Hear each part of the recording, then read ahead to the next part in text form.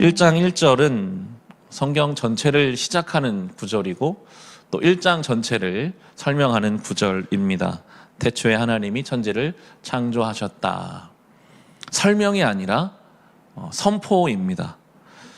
예수님이 십자가에 죽으시고 부활하신 것은 본 사람도 있고 기록도 있습니다. 하지만 하나님이 천지를 창조하신 것에 대해서는 누가 본 사람도 당연히 없고 거기에 대해서 기록하거나 설명하거나 설득할 수가 없습니다. 오직 믿음의 영역입니다. 성경은 설명하지 않아요. 세상이 말하는 어떤 이론들처럼 이런 근거로 이렇게 처음에 시작됐을 것이다. 그런 말이 성경에는 없습니다. 그냥 하나님이 천지를 창조하셨다. 태초에 계신 하나님, 그분이 지으셨다. 이렇게 선포합니다. 성경은 과학책도 아니고요. 어떤 탄탄한 논리를 가지고 따라가는 책도 아닙니다. 성경은 믿음으로만 읽을 수 있는 진리의 말씀이기 때문에 믿음이 없다면 실은 이 첫 구절을 넘어갈 수가 없습니다. 이게 안 믿어지니까요. 하나님 앞에 한 구절도 나아갈 수가 없는 거죠. 그래서 우리는 성경을 읽어갈 때 물론 배경도 찾아봐야 되고 여러 가지 지식들도 쌓아가서 풍성하게 성경을 읽어야 하지만 제일 중요한 것은 믿음을 구하는 것입니다. 이 말씀이 정말 내 영혼에 쑥 들어오게 해달라고 하나님한테. 하나님, 나 이 말씀을 믿고 싶습니다. 이 말씀이 내 말씀이 됐으면 좋겠습니다. 그 다음에 설명도 필요하고 그 다음에 주석도 필요하고 배경도 필요한 것이지 다른 것이 아무리 많이 있어도요. 그 계시되지 않은 하나님께서 우리에게 보여주시지 않으면 아무것도 우리가 알 수가 없거든요. 그래서 성경은 그렇게 시작합니다. 태초에 하나님이 천지를 창조하신 것을 믿느냐? 믿지 않으면 이 한 구절도 나갈 수가 없다. 이렇게 시작하고 계시죠. 믿음을 구해야 합니다. 다른 어떤 것보다 구할 것이 많잖아요, 우리가. 근데 다른 어떤 것보다 우리는 믿음을 구해야 합니다. 지난 누가복음 11장에 예수님 말씀하시죠. 구하라, 찾으라, 문을 두드리라. 그럼 결국 성령을 주신다고 하시잖아요. 간절히 구하면요, 믿음을 구하면요, 성령께서 우리에게 이것이 이해되고 믿어지고 읽혀지게 하실 것입니다. 마가복음 9장에 보면 한 아버지가 귀신 들린 아이를 예수님께 데리고 와요. 이게 안 고쳐지는 거예요. 그래서 그 아버지가 예수님께 할 수 있으시면 좀 도와주십시오. 예수님이 할 수 있거든이 무슨 말이냐. 믿는 자에게는 능치 못할 일이 없다. 그랬더니 그 아버지가 저의 믿음 없음을 도와주십시오. 구하거든요. 제가 정말 하나님 믿고 싶을 때 잘 믿어지지 않는 그 고등학교에서 대학 넘어가는 시절이 있었습니다. 그때 이 말씀이 저에게는 참 귀하게 오더라고요.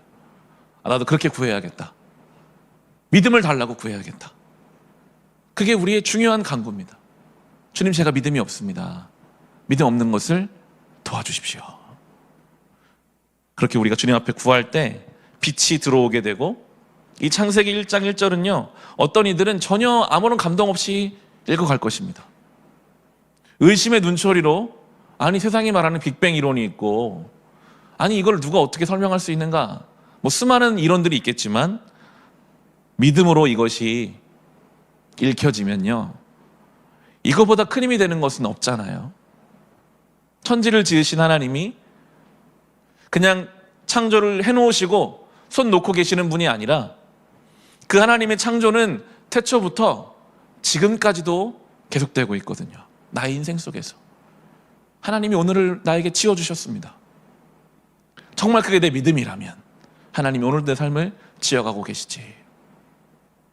나의 삶의 모든 것이 하나님이 지으신 것이 감사함으로 받은 버릴 것이 없다. 내가 말씀과 기도로 거룩하게 할 수 있지. 끊임없이 이 말씀 앞에서 우리는 하나님의 살아계심을 경험하게 되는 것입니다. 어떤 언어를 익힌다는 것은 삶의 차원을 바꾸거든요. 예를 들어 우리가 전혀 말이 통하지 않는 어떤 나라에 가서 살게 됐어요.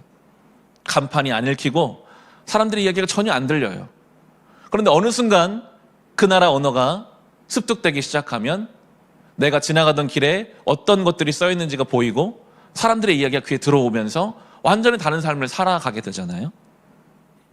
하나님이 지으신 이 세계에는요, 하나님의 섭리라는 어떤 언어가 숨겨져 있습니다. 그런데 우리는 이 땅에 그냥 하나님 던져 놓으셨죠. 그래서 하나님의 언어가 믿음으로 읽혀지지 않으면 이게 잘 이해가 안 돼요. 죽음이 이해가 안 되고, 삶의 고난이 이해가 안 되고, 누구는 이렇게 살고 나는 이렇게 사는 것들이 이해가 안 되는 게 투성입니다. 마치 언어가 통하지 않는 나라에 사는 것처럼요. 그런데 이 믿음의 언어가 우리 안에 들어오는 순간부터, 어느 순간부터 이제 뭔가 보이기 시작합니다. 뭔가가 들리기 시작합니다. 아, 그런 것이구나. 하나님 말씀이 이런 것이구나. 단순히 성경을 읽는 언어로서, 문자를 읽는 언어의 믿음이 아니라 우리 삶 전반에 하나님의 섭리가 담겨져 있기 때문에 그것을 믿음으로 읽어내는 삶, 그것이 성경을 읽어가는 성도의 삶이고 하나님의 섭리를 읽어내는 성도의 눈이 될 것입니다. 창세기를 이렇게 읽어가면 성경 전체를 읽어갈 텐데, 바라기는 텍스트에 있는 이 말씀도 읽어가겠지만 그 말씀을 읽는 그 믿음으로 우리의 삶에 있는 하나님의 그 섭리와 사랑의 언어들도 읽어낼 수 있는 우리 모두가 될 수 있기를 주님의 이름으로 축원합니다. 우리 25절까지 말씀 우리 같이 읽겠습니다. 땅이 혼돈하고 공허하며 어둠이 깊음 위에 있고 하나님의 영은 물 위에 움직이고 계셨다. 하나님이 말씀하시기를 빛이 생겨라 하시니 빛이 생겼다. 그 빛이 하나님 보시기에 좋았다. 하나님 빛과 어둠을 나누셔서 빛을 낮이라고 하시고 어둠을 밤이라고 하셨다. 저녁이 되고 아침이 되니 하루가 지났다. 하나님 말씀하시기를 물 한가운데 창공이 생겨 물과 물 사이가 갈라져라 하셨다. 하나님 이처럼 창공을 만드시고서 물을 창공 아래에 있는 물과 창공 위에 있는 물로 나누시니 그대로 되었다. 하나님이 창공을 하늘이라고 하셨다. 저녁이 되고 아침이 되니 이튿날이 지났다. 하나님 말씀하시기를 하늘 아래에 있는 물은 한 곳으로 모이고 묻은 드러나거라 하시니 그대로 되었다. 하나님 묻을 땅이라고 하시고 모인 물을 바다라고 하셨다. 하나님 보시기에 좋았다. 하나님 말씀하시기를 땅은 푸른 우물 돋아나게 하여라. 씨를 맺는 식물과 씨 있는 열매를 맺는 나무가 그 종류대로 땅 위에서 돋아나게 하여라 하시니 그대로 되었다. 땅은 푸른 우물 돋아나게 하고 씨를 맺는 식물을 그 종류대로 나게 하고 씨 있는 열매를 맺는 나무를 그 종류대로 돋아나게 하였다. 하나님 보시기에 좋았다. 저녁이 되고 아침이 되니 사흔날이 지났다. 하나님 말씀하시기를 하늘 창공에 빛나는 것들이 생겨서 낮과 밤을 가르고 계절과 날과 해를 나타내는 표가 되어라. 또 하늘 창공에 있는 빛나는 것들은 땅을 환히 비추어라 하시니 그대로 되었다. 하나님이 두 큰 빛을 만드시고 둘 가운데서 큰 빛으로는 낮을 다스리게 하시고 작은 빛으로는 밤을 다스리게 하셨다. 또 별들도 만드셨다. 하나님이 빛나는 것들을 하늘 창공에 두시고 땅을 비추게 하시고 낮과 밤을 다스리게 하시며 빛과 어둠을 가르게 하셨다. 하나님 보시기에 좋았다. 저녁이 되고 아침이 되니 나흔 날이 지났다. 하나님 말씀하시기를 물은 생명을 번성하게 하고 새들은 땅 위 하늘 창공으로 날아다녀라 하셨다. 하나님이 커다란 바다 짐승들과 물에서 번성하는 움직이는 모든 생물을 그 종류대로 창조하시고 날개 달린 모든 새를 그 종류대로 창조하셨다. 하나님 보시기에 좋았다. 하나님이 이것들에게 복을 베푸시면서 말씀하시기를 생육하고 번성하여 여러 바닷물에 충만하여라. 새들도 땅 위에서 번성하여라 하셨다. 저녁이 되고 아침이 되니 닷새 날이 지났다. 하나님 말씀하시기를 땅은 생물을 그 종류대로 내어라. 집짐승과 기어다니는 것과 들짐승을 그 종류대로 내어라 하시니 그대로 되었다. 하나님이 들짐승을 그 종류대로, 집짐승도 그 종류대로, 들에 사는 모든 길짐승도 그 종류대로 만드셨다. 하나님 보시기에 좋았다. 아멘. 우리가 함께 읽은 이 1장의 2절은 본격적인 창조의 시작, 하나님 빛을 만드시기 바로 그 전의 모습이 어떠했는지를 이제 우리에게 묘사해 주는데, 그 세 가지 단어가 우리의 존재를 좀 아프게 찔러올 때가 있습니다. 2절을 다시 보시면 이렇게 표현합니다. 빛을 만드시기 전에 땅이 혼돈했고 공허했고 어둠이 깊음 위에 있었다, 이렇게 말씀하고 있습니다. 혼돈, 질서가 없다는 거죠. 공허, 허무하고 비어있다는 것입니다. 어둠, 깜깜한 것입니다. 이것을 없애시기 위해서 하나님은 창조를 시작하셨다라고도 볼 수 있습니다. 이 모든 종류의 혼돈, 모든 종류의 공허, 그 깜깜함이 하나님 빛을 만드시는 순간 다 없어져 버렸는데요. 그런데 우리는 나는 예수를 믿었고 내 안에 예수의 빛이 있다고 고백하는데 때로 이 단어들이 내 속에서 발견될 때가 있거든요. 질서가 없는 것 같고 뭔가 열심히는 살았는데 공허하고 깜깜한 나의 영혼의 상태를 때로 우리가 발견한다면 또다시 우리는 간구해야 할 것입니다. 주님, 그 창조의 첫날 빛을 만드신 그 말씀으로 오늘도 나의 삶에 말씀해 주셔서 내 안에 무질서가, 내 안에 공허함이, 내 안에 그 깜깜함이 그 빛으로 다 몰아내지기를 우리는 또 간구해야 할 것입니다. 처음 창조하신 이 빛은 물리적인 이렇게 불을 켜서 우리가 눈에 보이는 빛과는 다른 종류의 빛입니다. 넷째 날에 가면 광명체를 만드시기 때문에 이 처음 나오는 하나님이 가장 먼저 창조하신 빛은 무질서를 없애는, 공허함을 없애는, 그 진리가 없는 깜깜함을 없애는 모든 종류의 진리의 참 빛으로 우리가 생각해 볼 수 있는, 그것이 하나님의 창조의 빛, 창조하는 모든 것들이 그 빛을 이제 연결성을 갖는다고 볼 수가 있는데요. 그래서 이게 참 순서가 중요한 것 같습니다. 물리적인 빛을 만들어야 보일 것 같고 하나님이 공간을 다 만들어 놓으셔야 그래 뭔가 창조가 시작될 것 같은데, 성경에 가장 먼저 창조하신 그 빛은 진리의 빛이었고 더 신약으로 연결해 본다면 복음의 빛이었고, 태초부터 계셨던 그 예수 그리스도의 빛이 가장 먼저 생겨나야 그 다음에 창조되는 하늘도 땅도 생물도 모든 것이 하나님 보시기에 좋아질 수 있음을 설명하고 있습니다.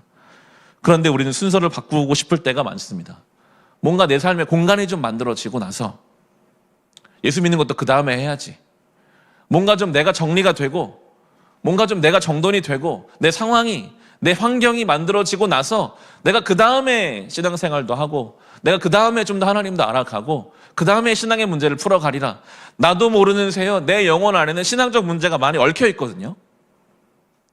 근데 이것이 내 삶의 문제라고 인식하지 못하고 환경적인 것들이 내 삶의 문제라고 인식할 때가 많습니다. 이게 되면 풀려날까? 이게 좀 해결되면 해결될까? 근데 성경은 분명히 창조의 순서를 이야기합니다. 진리의 빛이 먼저 창조되고 나서, 그리고 나서 다른 것들이 시작되었거든요. 창조의 순서에 따라 우리의 삶의 순서도 세워져 가야 할 것입니다. 3절을 보시면 성경은 분명히 하나님이 말씀하셨다 합니다. 말씀으로 모든 게 창조됩니다. 빛이 생겨라 하시니 빛이 생겼습니다. 말씀을 통해, 태초부터 그렇게 말씀을 통해 빛이 창조되었던 것입니다. 오늘날에도 수많은 사람들이 하나님 말씀으로 빛을 경험하고 있습니다. 깜깜하게 살았던 인생에 하나님 말씀이 선포될 때 빛이 생겨나죠. 우리 너무나 잘 알잖아요. 새해가 된다고 뭔가 달라지지 않습니다. 달라지지 않아요. 말씀의 빛이 우리 가운데 선포되지 않는 이상 달라지지 않습니다. 아무리 뭔가를 바꿔도 달라지지가 않습니다. 그때뿐이죠. 빛이 비춰져야 합니다. 하나님은 그 이후로 낮과 밤을, 하늘과 육지를, 또 바다와 묻을, 그렇게 공간을 쫙 만들어 가십니다. 그리고 거기에 식물도 생겨나게 하시고 해와 달과 별을 만드시고 바다의 생물들을 채워 가시는 창조가 넷째 날까지 오늘 우리가 읽어갔습니다. 하나님은 그냥 한순간에 다 만드실 수 있으실 텐데 굉장히 순차적으로 만들어 가세요. 공간을 먼저 만드시고 차근차근 하나씩 물을 딱 빼시고, 그리고 이제 거기에 하나씩 식물을, 생물을, 동물들을 만들어 가시는 하나님의 창조의 역사를 봅니다. 우리의 삶에 질서가 없다면 그것은 신앙의 문제와 반드시 연결성을 가질 것입니다. 하나님은 질서 가운데 일하시거든요. 하나님은 결코 무질서로 일하시지 않으십니다. 근데 뭔가 내 삶에 어떤 무질서함이 있다, 혼돈함이 있다, 그러면 그것은 신앙의 문제로 풀어가야 합니다. 하나님의 도우심을 구해야죠. 하나님은 질서이신데 내 삶에 질서가 없어요. 저를 좀 도와주세요.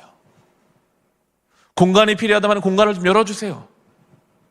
공간은 준비됐는데 내용이 없다면 내용을 채워주세요. 하나님, 지금이 무채 만들어지려고 물이 빠지시기란 물이 빠지게 해주시고, 그렇게 하나님 앞에 질서를 구하고 도우심을 우리는 구해야 하겠습니다.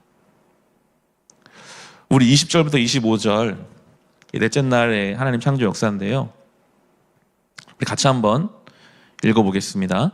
하나님이 말씀하시기를 물은 생물을 번성하게 하고 새들은 땅 위 하늘 창공으로 날아다녀라 하셨다.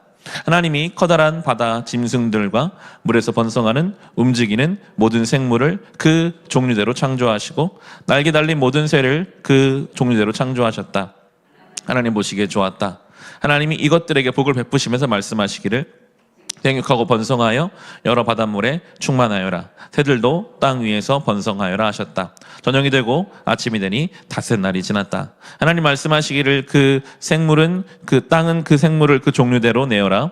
집짐승과 기어다니는 것과 들짐승을 그 종대로 내어라 하시니 그대로 내었다. 하나님이 들짐승을 그 종류대로, 집짐승도 그 종류대로, 들에 사는 모든 길짐승도 그 종류대로 만드셨다. 하나님 보시기에 좋았다. 아멘. 이 다섯째 날까지 이어지는 창조의 역사를 읽어보시면 많이 나오는 표현이 있죠. 하나님 보시기에 좋았다. 하나님 보시기에 좋았다. 얼마나 아름다운 세상이었을까요? 하나님이 처음 지으셨을 그때 모든 창조의 피조물이 다 아름답게 하나님을 찬양하는 그 아름다움을 상상해 볼 수 있습니다. 보시기에 좋았더라. 보시기에 좋았더라. 근데 이 질문이 우리에게 때로 참 무겁게 들려옵니다. 그럼 지금 내 삶은 하나님 보시기에 좋을까?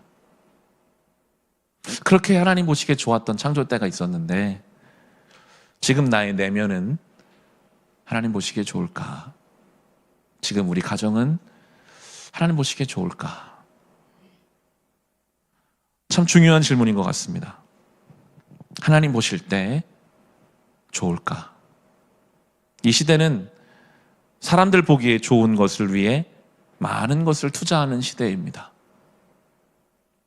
보여지는 것들, 외면, 보여지는 어떤 모든 것들에 사람들이 거기에 에너지를 다 쓰면서 살죠. 그걸 가지고 비교하고, 그걸 가지고 우위에 있다고 생각하거나 뒤처진다고 생각합니다. 굉장히 힘이 강력해요. 사람들을 막 끌고 갑니다. 다른 사람들 보기에 좋은 인생, 그리고 내가 보기에 좋은 인생, 나 보기에 좋은 인생 살고 싶습니다. 그러나 오늘 성경은 분명하게 우리에게 강조하고 계시잖아요. 하나님 보시기에 좋은 세상이었다. 우리의 질문이고 우리의 기도의 제목입니다. 하나님 보시기에 좋기를 원합니다. 누가 뭐라고 하든지 주님, 저는 개의치 않겠습니다. 하나님 보시기에 좋으면 좋겠습니다. 그 질문으로 우리가 기도할 수 있겠죠. 그 질문으로 살아갈 수 있습니다. 어떤 결정 앞에서, 어떤 선택 앞에서, 어떤 말 한마디를 함에 있어서도 이 하나님 보시기에 좋은 말일까? 참 중요한 창조의 섭리입니다. 늘 저는 창세기 1장 2절을 많이 묵상하는 편이거든요. 공허하고 어둡고 혼돈한 이 세상 속에 빛으로 오신 예수님, 성탄절이니까요.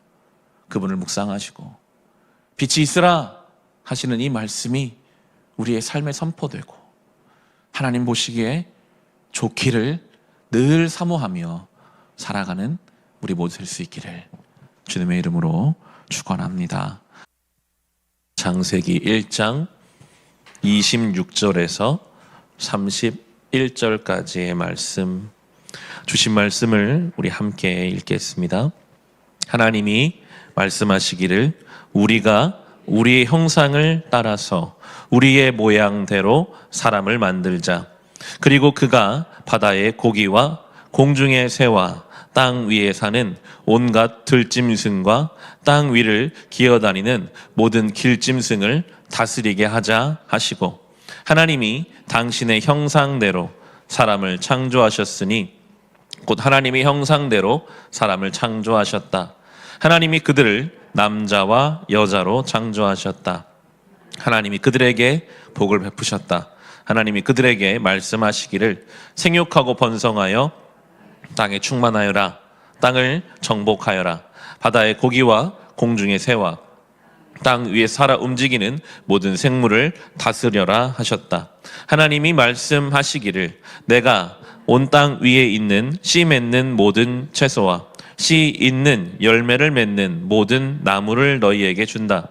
이것들이 너희의 먹거리가 될 것이다.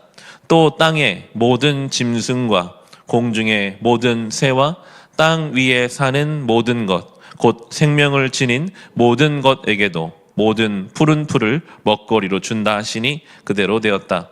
하나님이 손수 만드신 모든 것을 보시니 보시기에 참 좋았다. 저녁이 되고 아침이 되니 엿새날이 지났다. 아멘. 가장 마지막에 창조된 피조물이 바로 사람입니다. 우리가 읽어본 것처럼 다른 피조물과는 좀 더 하나님의 어떤 정성이나 하나님의 사랑이나 하나님의 마음이 이 사람 안에 담겨 있음을 알 수 있습니다. 무엇보다도 26절에 나오는 것처럼 우리가 우리의 형상을 따라 우리의 모양대로 사람을 만들자. 하나님의 형상으로 사람이 지어졌다는 것. 참 중요한, 우리가 사람을 대하는, 그 사람에는 나도 들어가겠죠. 사람을 대하는 태도가 여기에 있습니다. 누군가를 쉽게 판단하고 정죄하는 것은 두려워해야 할 일입니다. 하나님의 형상이 그 안에 있으니까요. 비록 죄로 말미암아 형상을 많이 잃어버렸다 할지라도 나 자신을 향해서도 너무 자책하거나 비난하는 일도 내가 하나님 형상을 닮은 존재니까요. 누군가를 향해서도 마찬가지입니다. 그가 존귀하게 지어진 하나님의 형상이라는 걸 정말 우리가 믿는다면 사람을 귀하게 대하게 되겠죠. 무엇보다 여기서 나오는 하나님의 형상을 우리는 성경 내내 이제 알아가게 될 겁니다. 하나님의 형상이 무엇인가? 우리가 잃어버린, 회복해야 할 하나님의 형상은 무슨 내용일까? 성경이 전체가 그걸 설명해 주고 있지만 오늘 본문으로 좁혀본다면 그 26절에 나오는 우리라는 단어가 우리에게 많은 것을 던져줍니다. 하나님이 한 분이신데 우리가 우리의 형상대로 우리의 모양을 따라 사람을 만들자. 근데 그 우리라는 표현을 가지고 삼위일체를 설명해 가죠. 성부, 성자, 성령, 하나님. 삼위라는 것은 완전히 다른 분을 말합니다. 완전히 다른 존재이신 성부, 성자, 성령. 그렇지만 일체, 한 몸과 같이 그 서로의 다름이 하나 되는데, 연합하는데 전혀 거리끼지 않는 것이 하나님의 형상이에요. 완전히 다르신데 그 다름이 얼마든지 서로 간에 연합할 수 있도록 하는 하나님의 형상. 우리가 회복해야 가야 할 수많은 하나님의 형상 중에 한 가지는 바로 너무나 다르지만 그 다름이 하나 되는데 거리껴지지 않는 것. 완전히 다르지만 얼마든지 하나 될 수 있는 것. 그게 하나님의 형상이거든요. 근데 우린 참 다르잖아요. 너무 다릅니다. 제가 쌍둥이를 키우면서 그걸 많이 느낍니다. 저희 아이들은 똑같은 유전자를 가지고 똑같은 시기에 만들어져서 엄마 뱃속에서부터 거의 지금까지도요, 항상 둘이 같이 있어요. 똑같은 걸 먹고요. 거의 똑같은 걸 보고 같은 온도, 모든 것이 다 그 두 아이의 환경은 거의 똑같아요. 그러면 비슷해야 되잖아요. 다 똑같은 걸 먹고 똑같은 걸 보고 똑같은 교육을 받았으니까요. 그런데 정말 둘이 다르거든요. 정말 다릅니다. 그러면서 그런 생각을 많이 하게 됩니다. 아, 저렇게 같은 유전자를 갖고 완전히 같은 환경에서 자라도 저렇게 다른데, 우리 주변의 사람들이 다른 것이 너무나 자연스러운 것입니다. 너무나 당연한 것입니다. 똑같을 수가 없는 거죠. 우리가 사랑해서 배우자를 선택했다면, 그런데 내가 사랑하는 그 사람이 나와는 다른 사람이에요. 다를 수밖에 없죠. 내 배가 아파서 낳은 내 자녀가 내가 이해가 안 될 때가 있잖아요. 나랑 다른 사람이니까요. 오랫동안 함께 손발을 맞춰온 직장의 동료가 나랑 다릅니다. 다를 수밖에 없죠. 중요한 것은 그 다름을 내가 뜯어 고쳐가지고 나랑 똑같이 만드는 게 중요한 것이 아니라, 하나님의 형상, 우리가 오늘 묵상할 형상은 너무나 다르지만 얼마든지 하나 될 수 있는 것. 내 인생에도 뾰족한 부분이 있고 넉넉한 부분이 있고요. 다 그렇습니다. 누군가의 그 뾰족함을 나의 넉넉함으로 받아줄 수 있고, 나의 뾰족함이 누군가의 넉넉함으로 받아들여지는 것. 그게 하나님의 형상을 닮은 교회일 것이고 가정일 것이고, 그게 확장되어 갈수록 이 땅에 하나님 나라가 이루어져 갈 것입니다. 하나님은 오늘 본문에 나오지만 처음부터 남자 여자를 만드셨어요. 신체적으로 다른 존재, 호르몬이 다른 존재, 너무나 이 남자와 여자가 다르기 때문에 다른 행성에서 왔다, 그렇게까지 표현하잖아요. 그렇게 다르지만 서로 사랑하면서 살도록, 함께 살도록 하셨어요. 하나님의 의도라고 할 수 있습니다. 너무나 다른 사람과 함께 살아가라. 잠언 27장 17절에 보면, 쇠붙이는 쇠붙이로 쳐야 날이 날카롭게 서듯이 사람도 친구와 부대껴야 지혜가 예리해진다 합니다. 성경은 그렇게 말하고 있습니다. 마치 쇠붙이가 쇠붙이로 날카롭게 날이 서야 그 쓰임이 되잖아요. 뭐를 자를 수도 있고, 사람이 친구와 부대껴야 지혜가 예리해진다. 하나님의 의도입니다. 부대낀다는 것은 때로는 좀 불편한 거잖아요. 깎여 나가고. 근데 그게 우리의 지혜를 예리하게 합니다. 하나님의 의도라는 거죠. 하나님은 우리를 다듬어가기 원하세요. 그게 구원의 목적 중에 하나거든요. 레위기 11장 45절에 하나님이 이렇게 말씀하셨어요. 레위기 11장 45절에 나는 너희 하나님이 되려고 너희를 이집트 땅에서 데리고 나온 주다. 내가 거룩하니 너희도 거룩하게 되어야 한다. 아멘. 왜 하나님이 그들을 구원하셨는가? 그 출애굽 백성에게는 이집트 나온 게, 홍해 건넌 게 구원이잖아요. 구원하신 여러 이유가 있겠지만 내가 거룩한 것처럼 너희를 거룩하게 하려고 내가 너희를 구원했다. 구원의 목적을 말씀하십니다. 우리가 거룩해져 가는 것, 오늘 본문으로 좁혀본다면 하나님의 형상을 회복해 가는 것, 그것이 우리를 구원하신 하나님 목적입니다. 요즘 세상은 MBTI 같은 것을 많이 합니다. 그렇게 해서 성향을 파악하기도 하고 성향을 나누기도 합니다. 소위 말하는 T나 F. 나는 원래 이성적인 사람이야. 내가 공감 못하는 것은 당연한 거니까 나는 원래 그런 사람이니까 그렇게 받아들여줘. 나는 원래 사람과 많이 만나면 그걸 좋아하는 사람, 나는 원래 내향적인 사람, 그렇게 뭔가를 나누고 그 안에서 그냥 자기를 더 이상 확장시켜 나가지 않으려고 하기도 합니다. 나 원래 이런 사람이니까. 난 원래 이렇게 살 거야 그냥. 그런데 성경은 그렇게 말하고 있지는 않습니다. 우리는 원래 그런 사람이 아니었습니다. 우리 하나님의 그 완전하신 형상을 받은 사람들이죠. 우리의 죄 때문에 그것들이 잃어버렸을 뿐, 우리는 완전히 외향적인 사람이면서도 완전히 내향적인 사람이고, 완전히 이성적인 사람이면 완전히 감정적인 사람입니다. 하나님 형상을 닮았으니까요. 나는 원래 그런 사람이라는 논리에 우리의 그 무한한 가능성을 가두지 마시기를 바랍니다. 자녀들도 마찬가지고 나도 마찬가지죠. 우리는요, 에베소서 4장 13절, 그리하여 우리 모두가 하나님의 아들을 믿는 일과 아는 일이 하나가 되고 온전한 사람이 되어서 그리스도의 충만하심의 경지에까지 다다르게 됩니다. 에베소서는 그렇게 표현하고 있어요. 우리 모두예요. 예외가 없습니다. 우리 모두가 그 하나님을 제대로 알고 믿으면 믿을수록 온전한 사람이 됩니다. 하나님의 형상 회복돼 갑니다. 그 충만하심의 경지, 우리는 충만하심을 향해 가는 거거든요. 나의 삶의 어떤 부분을 포기하지 마십시오. 우리는 그 형상을 회복해 가야 하니까요. 그게 우리의 평생의 사명 중에 한 가지입니다. 물론 어떤 선교를 감당하고 눈에 보이는 사역하는 것도 중요하겠죠.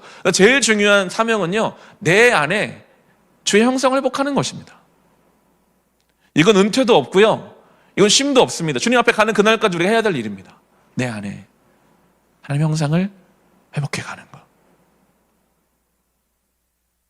저는 그렇게까지 기도하고 또 기대하게 됩니다. 우리의 외면까지도 하나님 형상을 닮아갈 것입니다.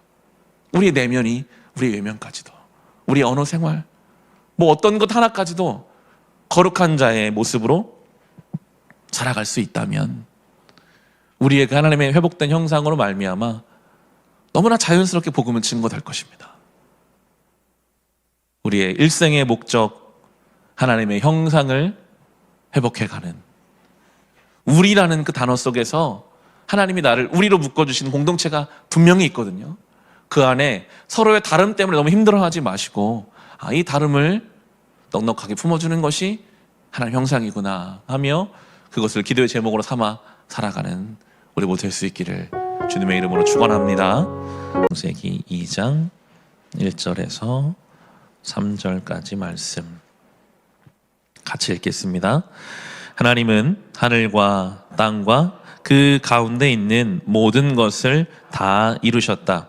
하나님은 하시던 일을 엿새날까지 다 마치시고 이렛날에는 하시던 모든 일에서 손을 떼고 쉬셨다.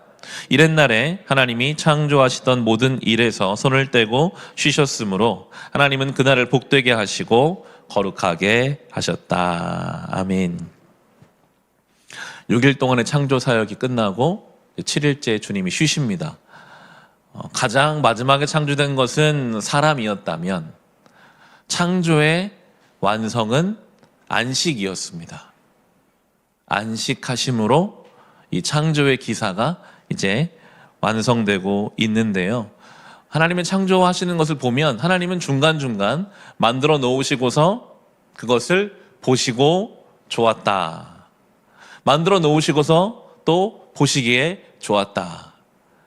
하나님은 일만 하시는 방식으로 창조하지 않으셨고, 창조하시다가도 중간에 안식하시고 보시고, 또 창조하시다가도 안식하시고 보시고, 그리고 마지막 날에는 온전히 안식하시며 그날이 복되다, 그날이 거룩하다 하면서 이 안식이라는 개념을, 하나님이 피곤하시고 스트레스를 쌓이셔서 쉬시는 게 아니잖아요. 그럼에도 하나님이 안식하시는 그 이유, 이 안식에 대한 강조가 성경 안에 많이 녹아져 있습니다. 출애굽기에 가면 10계명이 나오는데 그 10계명 중에 네 번째 계명이 바로 이 안식에 관한 계명입니다. 제가 출애굽기 20장에 있는 8에서 11절 이 제 4계명인데요. 안식일 계명. 출애굽기 20장 8에서 11절 읽어드립니다. 안식일을 기억하여 그날을 거룩하게 지켜라. 너희는 엿새 동안 모든 일을 힘써 하여라. 그러나 이렛날은 주 너희 하나님의 안식일이니 너희는 어떤 일도 해서는 안 된다. 너희나 너희의 아들이나 딸이나 너희의 남종이나 여종만이 아니라 너희의 집짐승이나 너희의 집에서 머무른 나그네라도 일을 해서는 안 된다. 내가 엿새 동안 하늘과 땅과 바다와 그 안에 있는 모든 것들을 만들고 이렛날에는 쉬었기 때문이다. 그러므로 나 주가 안식일을 복주고 그날을 거룩하게 하였다. 아멘. 안식의 의미가 있는 것은 엿새 동안은 열심히 힘써서 일하고 그리고 마지막 날 안식했기 때문에 의미가 있는 것입니다. 열심으로 수고한 것들을 돌아보면서, 그러나 나의 열심보다 훨씬 더 크신 하나님의 은혜를 감사하면서 또 새로운 날들을 준비하는 것이 안식이죠. 그리고 그 안식은 나만의 안식이 아니라 누군가의 안식을 배려하라. 남종, 여종 할 것 없이 심지어 짐승, 나그네까지도 안식할 수 있도록, 나만의 안식이 아니라 누군가의 안식함까지도 배려하라. 십계명의 일부가 될 만큼이나 우리의 신앙 안에서는 이 안식이라는 것이 명령으로 주어진 것이었습니다. 안식하라. 안식에 대해서 여러 가지로 우리가 생각해 볼 수 있겠는데요. 현실적으로 우리도 일주일 단위로 살아가고 주일을 우리는 예배하며 안식하는 날로 보내야 할 것입니다. 분주한 일상을 살다가도 그래도 주일이면 하나님 앞에서 안식할 수 있고 뒤를 잠시라도 돌아볼 수 있고, 그래서 감사할 것들을 감사하고 회개할 것들을 회개하고 또 새로운 날들을 준비하는, 그렇게 우리가 주일을 사용해야 할 텐데요. 우리의 주일이 어떨까? 정말 안식하는 시간일까? 생각해 보게 됩니다. 저는 이제 교회에서 자랐으니까요. 어린 시절 중고등부 때부터 교회에서 많은 일들을 했습니다.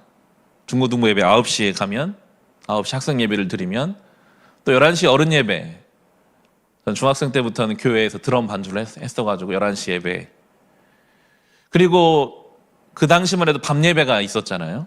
그러면 낮 동안 주일 내내 찬양팀 연습하다가 밤 7시에 되면 또 어른 예배지만 참여해서 반주를 하면서 주일을 보냈습니다. 청년이 돼서는 그 당시 저희 일부 예배가 주일 7시에 있었는데 7시에 아무도 방송실 할 사람이 없는 거예요. 그래서 7시에 나와서 방송실 하고 11시에 중고등부 교사하고 점심 먹고 나면 청년부 찬양팀하고 청년부 리더도 하고 그렇게 주일을 이렇게 보냈었습니다. 그 당시 저에게는 그 주일이 열심으로 지냈지만 피곤한 날이 되기도 했었던 것 같아요. 이 안식이라는 주제 앞에서 과연 내가 주일을 안식하며 보냈었을까? 주일에 뭔가를 하고 안 하고 육신적인 안식이 중요하지 않고요. 내가 주일에 와서 예배만 드리고 간다고 할지라도 뭔가 내 영혼에 채워짐이 없다면 움직여야겠죠. 내가 뭔가를 더 해서, 내가 뭔가를 맡아서, 내가 뭔가를 감당하면서 그것이 나의 영혼의 안식이 된다면 그걸 하는 것이 맞습니다. 근데 아무리 많은 사역을 해도 이 주일이 나의 영혼의 안식이 되지 않는다면 사역들을 내려놓고 예배에 집중하는 것이 안식에 맞을 것입니다. 주일이 나의 삶의 안식의 날이 되는가?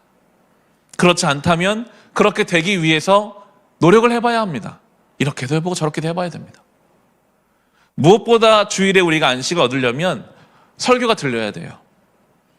거의 우리가 그 가장 오랜 시간 집중해 설교를 듣는 시간이 주일일 텐데 그 주일 예배 그 시간에 설교가 들려야 영혼의 안식이 되거든요. 그것이 잘 안 된다면 여러 가지 노력을 해봐야 합니다. 토요일에 일정을 줄이고 나온 본문을 미리 읽어보고 주일 예배 좀 일찍 와서 기도로 준비하고 설교 시간에 뭔가를 메모하고 뭔가 최선을 다해서, 안식일은 하나님의 명령이거든요. 안식일을 기억하여 거룩하게 지키라 하셨어요. 안식할 수 있는 날로 주일이 쓰여지고 있는가? 굉장히 중요한 주제입니다. 다른 사람, 다른 걸 생각할 겨를이 없습니다. 이게 일단 돼야 됩니다. 내가 일주일에 하루 주님 앞에서 안식하는 날로 주일을 보내고 있는가? 성경 안에도 많은 안식의 내용이 나옵니다. 사도 바울의 경우는 공동체를 통해 안식을 얻었습니다. 그가 전도 여행을 정말 목숨 걸고 다니고 나면 꼭 자기를 파송한 안디옥 교회에 갔습니다. 사도행전 14장에 나오는데 그렇게 안디옥 교회에 가서 여태껏 있었던 일들을 다 이야기하는 거예요. 그때는 그런 일이 있었고 하나님 날 도와주셨다. 서로 함께 정말 눈물을 흘리면서 아마 그 시간들을 보냈을 것입니다. 오랫동안 지냈다 이런 표현이 나옵니다. 공동체와 함께 안식할 수 있습니다. 믿음을 가지고 세상을 산다는 건 마치 사도 바울의 전도 여행처럼 쉽지가 않거든요. 믿음 가지고 세상을 살 때는 외로움을 느낍니다. 두려움을 느낍니다. 막막함을 느낄 때가 있습니다. 그런데 그렇게 각자의 삶 속에서 믿음으로 살다가 그래도 공동체에 모이면 나만 그런 게 아니구나. 저 사람도 저렇게 믿음의 눈물을 흘리고 있구나. 저 사람은 또 저렇게 기도하고 있구나. 그게 그냥 안식이 돼요. 함께 안식이 됩니다. 때로 그런 생각이 들 때가 있죠. 나는 그런 믿음의 동역자가 없는 것 같은데. 그렇다면 내가 그런 동역자가 되어주라는 자리인 줄로 우리는 믿고 움직여야 할 것입니다.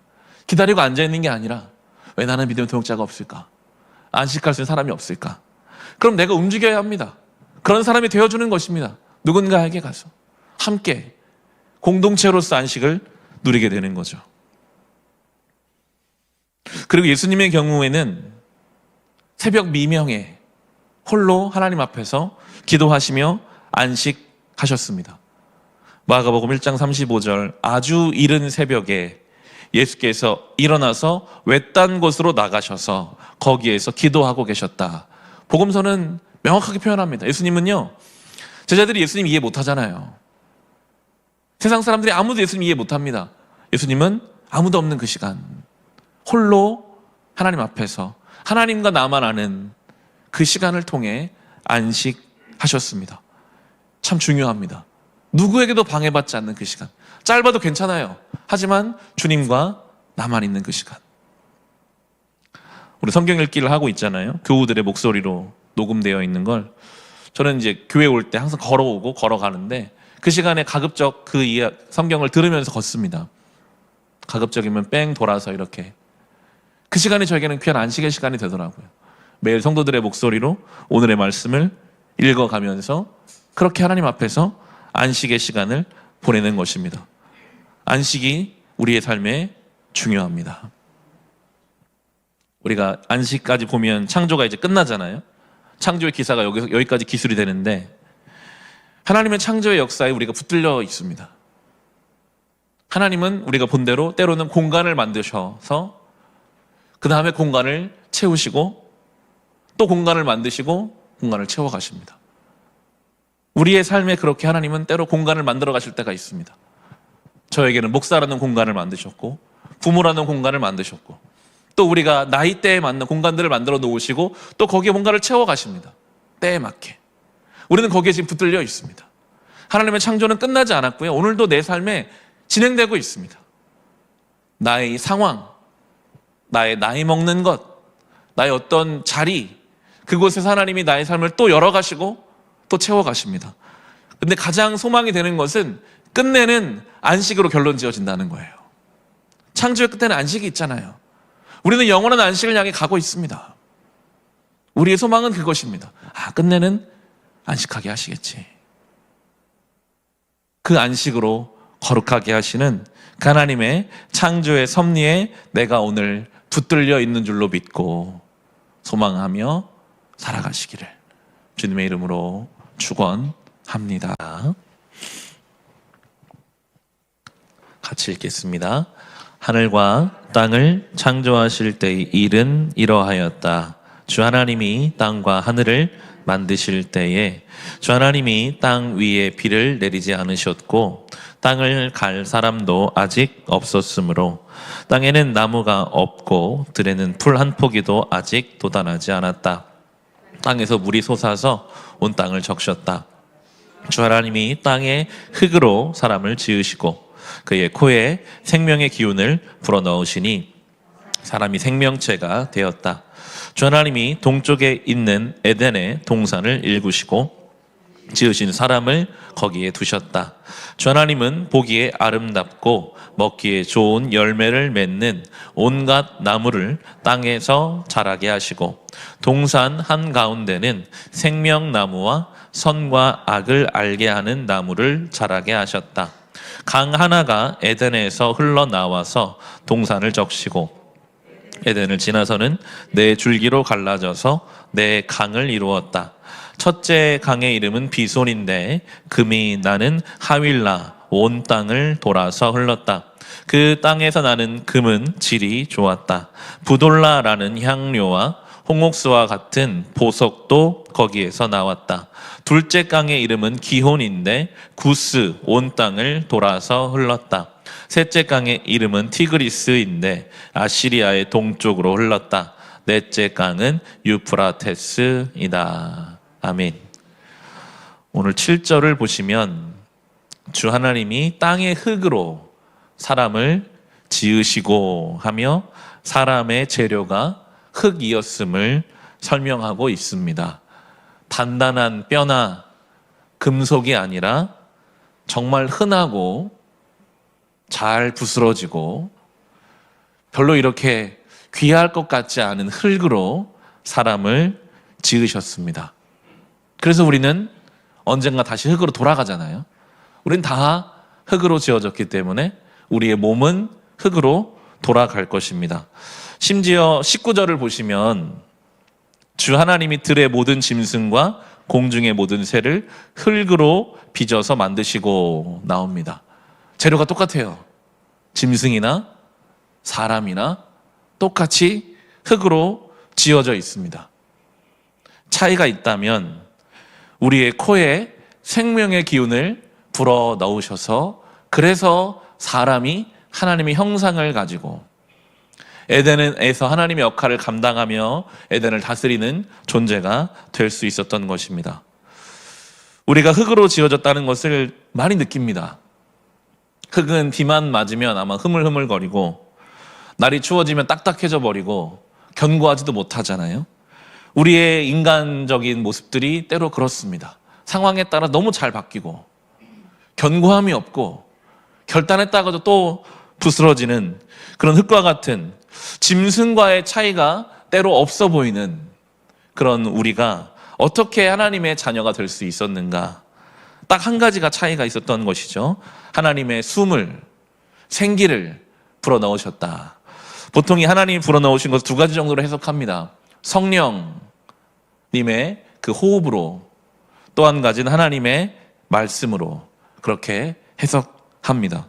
우리가 동물과 다르게 살 수 있는 것은, 우리의 그 흙된 연약함을 이겨낼 수 있는 것은 하나님께서 성령으로 우리와 함께 하시고 하나님의 그 입으로부터 나오는 말씀, 그 말씀이 우리 속에 있을 때 그때 우리가 하나님 앞에 존귀한 존재가 될 수 있음을 성경은 처음부터 우리에게 말씀하고 계셨습니다. 신앙의 두 기둥이고 교회의 두 기둥입니다. 사도행전을 묵상할 때도 나누었었습니다. 교회의 두 기둥, 성경과 성령이다. 이 두 가지가 있으면 거룩한 교회지만 이 두 가지가 없으면 교회는 세상적으로 말할 때는 정말 그 욕심이 가득하고 문제가 가득하고 조금도 나을 바가 없는, 교회에 문제가 있는 이유는 오직 그것일 겁니다. 성령 충만하지 못하고 말씀 중심이지 못할 때 교회는 문제가 생깁니다.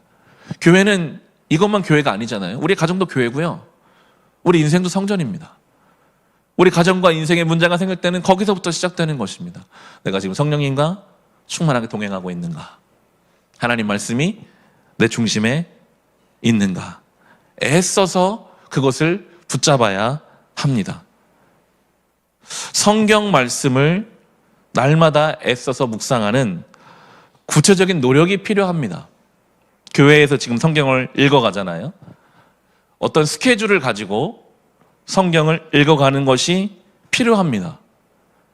매일 5장씩 성경을 교회에서 읽고, 지금 새벽에서는 새벽 창세기를 꾸준히 달아가고 있고, 주일에는 복음서를 다뤄가듯이 이건 교회적 스케줄이죠.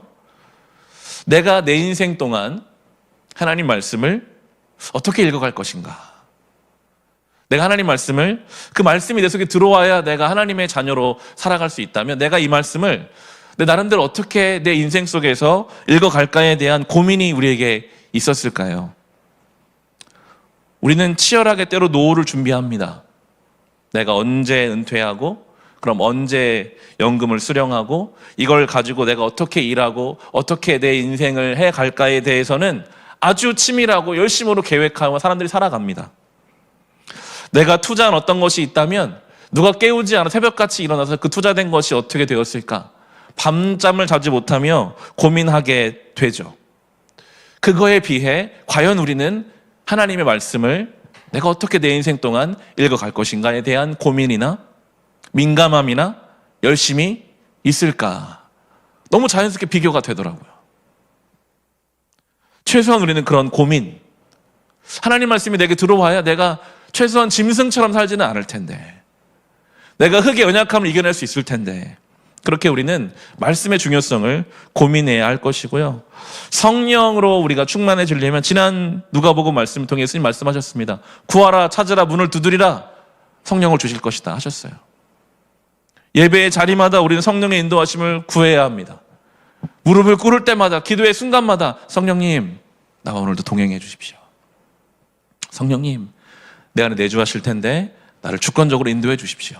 내 말 하나, 내 결정 하나, 내 태도 하나도 그냥 내 습관대로, 내 인성대로가 아니라 그 흙을 만드시고 숨을 불어넣으신 것처럼 오늘 흙과 같은 나에게 성령께서 나에게 찾아와 주셔서 나를 인도해 주시기를 구할 때 예수님 약속하셨으니까요. 성령을 주실 것이다 하셨으니 그렇게 우리가 성경과 성령으로 말미암아 거룩한 존재로 살아가기를 애써야 할 것입니다. 그리고 오늘 10절 본문에 보시면 강 하나가 에덴에서 흘러나와서 동산을 적시고 에덴을 지나서는 네 줄기로 갈라져서 네 강을 이루었다 합니다. 에덴에서부터 물줄기가 흘러나갑니다. 그게 사방으로 뻗어나가죠. 에스겔 47장에 똑같은 환상이 나옵니다. 성전 문지방에서 물이 솟아나기 시작하고 그게 강물이 되어 죽어가는 많은 걸 살려내거든요. 회복된 성전이 결국 회복해야 할 에덴이거든요. 하나님이 원래 지으셨던 하나님의 그 공간에는 거기서만, 여기가 좋사오니 여기서 멈추는 게 아니라 에덴은 테두리가 쳐져 있는 공간인데 그 안에만 있는 게 아니라 그로부터 반드시 생명의 강줄기가 흘러나가게 되어 있습니다. 회복된 성전에서 강줄기가 흘러나가듯 우리 안에 우리가 흙으로 지어졌지만 성령과 성경 말씀으로 우리가 정말 에덴답게 성전답게 회복된다면 우리도 자연스럽게 강줄기가, 은혜의 강줄기가 우리의 삶에서, 우리의 가정에서, 우리의 교회에서 사방으로 흘러가게 되어 있습니다. 그렇게 우리는 그런 모습들을 사모해야 합니다. 하나님 나를 그렇게 지으셨는데, 그렇게 세워진 성도 한 사람만 있어도요, 그를 통해 사방의 복음은 흘러갈 것입니다. 그 한 사람을 통해 그 가정이 살아나고, 그 한 사람을 통해 그 지역이 살아나고, 그렇게 교회를 통해 생명의 강줄기가 흘러가는 에덴으로, 회복된 성전으로, 하나님의 형상으로 그렇게 다시 창조의 원형을 회복해가는 우리 모두가 될 수 있기를 주님의 이름으로 축원합니다. 우리 같이 한 번 더 주의 창세기 2장 15절에서 25절 말씀, 주신 말씀 우리 함께 읽겠습니다. 주 하나님이 사람을 데려다가 에덴 동산에 두시고 그곳을 맡아서 돌보게 하셨다. 주 하나님이 사람에게 명하셨다. 동산에 있는 모든 나무의 열매는 내가 먹고 싶은 대로 먹어라. 그러나 선과 악을 알게 하는 나무의 열매만은 먹어서는 안 된다. 그것을 먹는 날에는 너는 반드시 죽는다. 주 하나님이 말씀하셨다. 남자가 혼자 있는 것이 좋지 않으니 그를 돕는 사람, 곧 그에게 알맞은 짝을 만들어주겠다. 주 하나님이 들의 모든 짐승과 공중의 모든 새를 흙으로 빚어서 만드시고 그 사람에게로 이끌고 오셔서 그 사람이 그것들을 무엇이라고 하는지를 보셨다. 그 사람이 살아있는 동물 하나하나를 이르는 것이 그대로 동물들의 이름이 되었다. 그 사람이 모든 집짐승과 공중의 새와 들의 모든 짐승에게 이름을 붙여주었다. 그러나 그 남자를 돕는 사람, 곧 그의 짝이 없었다. 그래서 주 하나님이 그 남자를 깊이 잠들게 하셨다. 그가 잠든 사이에 주 하나님이 그 남자의 갈빗대 하나를 뽑고 그 자리는 살로 메우셨다. 주 하나님이 남자에게서 뽑아낸 갈빗대로 여자를 만드시고 여자를 남자에게로 데리고 오셨다. 그때 그 남자가 말하였다. 이제야 나타났구나. 이 사람 뼈도 나의 뼈, 살도 나의 살. 남자에게서 나왔으니 여자라고 부를 것이다. 그러므로 남자는 아버지와 어머니를 떠나 아내와 결합하여 한 몸을 이루는 것이다. 남자와 그 아내가 둘 다 벌거벗고 있었으나 부끄러워하지 않았다. 아멘. 지금 사람은 에덴에 살고 있는 상황입니다. 천국에 살고 있는 2장까지가 이제 그 모습이죠. 3장에 가면 에덴에서 쫓겨나게 되는 죄의 시대를 살게 되는데요. 하나님이 사람을 에덴에서 살게 하실 때 자유를 주셨습니다. 얼마든지 마음대로 먹어라. 어느 날에는 이거 먹고 어느 날에는 이거 먹고 그렇게 하지 않으셨고요. 자유를 주셨어요. 선택해라. 너의 인생이니까 주어진 수많은 것들을 얼마든지 먹을 수 있다. 그렇지만 한 가지, 그렇지만 동산 중앙에 있는 나무는, 선악을 알게 하는 나무는 먹지 마라. 자유가 유익할 수 있는 것은 테두리 안에서 자유를 누릴 때 유익한 것입니다. 자유라는 이름으로 테두리 밖을 막 뛰쳐나가다 보면 다른 사람에게 어려움을 줄 수도, 나의 삶을 망칠 수도 있습니다. 하나님이시라는 테두리 안에서 우리의 자유가 유익한 것이고 안전한 것이지, 하나님 밖으로 나가서는 안 된다는 것을, 그것이 에덴을 살고 이 시대로 바꾸면 천국을 사는 방법이라고 성경은 말해주고 계십니다. 16절 17절을 보시면 주 하나님이 사람에게 명하셨다. 동산에 있는 모든 나무의 열매는 내가 먹고 싶은 대로 먹어라. 그러나 선과 악을 알게 하는 나무의 열매만은 먹어서는 안 된다. 그걸 먹는 날에 너는 반드시 죽는다 하십니다. 9절에도 나오지만 그 나무가 동산 중앙에 있었거든요. 에덴을 마음대로 살 수 있어요. 우리 인생을요, 우리가 마음대로 살 수 있습니다.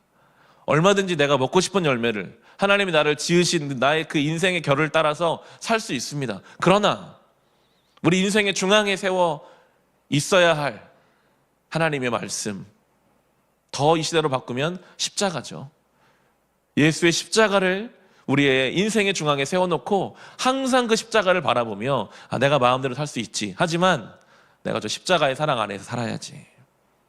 기준을 가지고, 테두리를 가지고 살아갈 수 있도록 디자인된 것이 에덴이었고 하나님 나라의 방식임을 성경은 처음부터 말하고 있습니다. 창조의 완성을 누리는 방법입니다. 자유 안에서, 그러나 하나님의 테두리 안에서 살아가는 것이죠. 그렇게 이 아담이라는 한 사람은 하나님과도 아주 연결이 잘 되어 있고 부족한 게 없어요. 그런데 그의 존재적인 부족함이 있습니다. 사람은 혼자서는 하나님 보시기에 좋지 않다고 하시거든요. 18절을 보시면요, 주 하나님 말씀하셨다. 남자가 혼자 있는 것이 좋지 않으니 그를 돕는 사람, 곧 그에게 알맞은 짝을 만들어 주겠다. 아멘. 사람은 혼자 있는 것이 하나님의 계획이 아닙니다. 아무리 모든 환경이 완벽해도, 심지어 하나님과도 잘 지내도 혼자 있는 것이 하나님 볼 때 좋지 않았어요. 또 한 사람이 있을 때 그걸 통해서 창조의 완성으로 이제 가고 있거든요. 21절 22절, 그래서 주 하나님이 그 남자를 깊이 잠들게 하셨다. 그가 잠든 사이에 주 하나님이 그 남자의 갈빗대 하나를 뽑고 그 자리는 살로 메우셨다. 주 하나님이 남자에게서 뽑아낸 갈빗대로 여자를 만드시고 여자를 남자에게로 데리고 오셨다. 아멘. 그리고 이 두 사람의 관계가 서로 벌거벗었으나 부끄러워하지 않는 관계였습니다. 그들은 벌거벗고 있었다. 성경이 말하는 것은 아마 육신적으로도 지금보다 훨씬 더 강건했을 것입니다. 그들이 사는 날씨도 아주 온화했을 것입니다. 옷이 필요가 없는 상황이었으면 물론이고, 그것은 그냥 육신적인 벌거벗음이 아니라 그들의 영적인 것도, 그들의 심적인 것도 가릴 필요가 없는 관계였어요. 저 사람이 날 어떻게 생각할까? 이 마음을 내가 먹어도 될까? 그런 게 없는 관계였습니다. 그것이 하나님을 향해서도 그랬고, 서로의 관계가 그렇게 투명했습니다. 그의 부끄러운 모습을 부끄럽게 여기지 않도록 받아들여주는 관계였습니다. 상대를 향해서 부끄러워하지도 않고 부끄러움을 주지도 않는, 그것이요, 하나님이 처음 창조하신 인간관계에 하나님이 원하시는 모습이었습니다.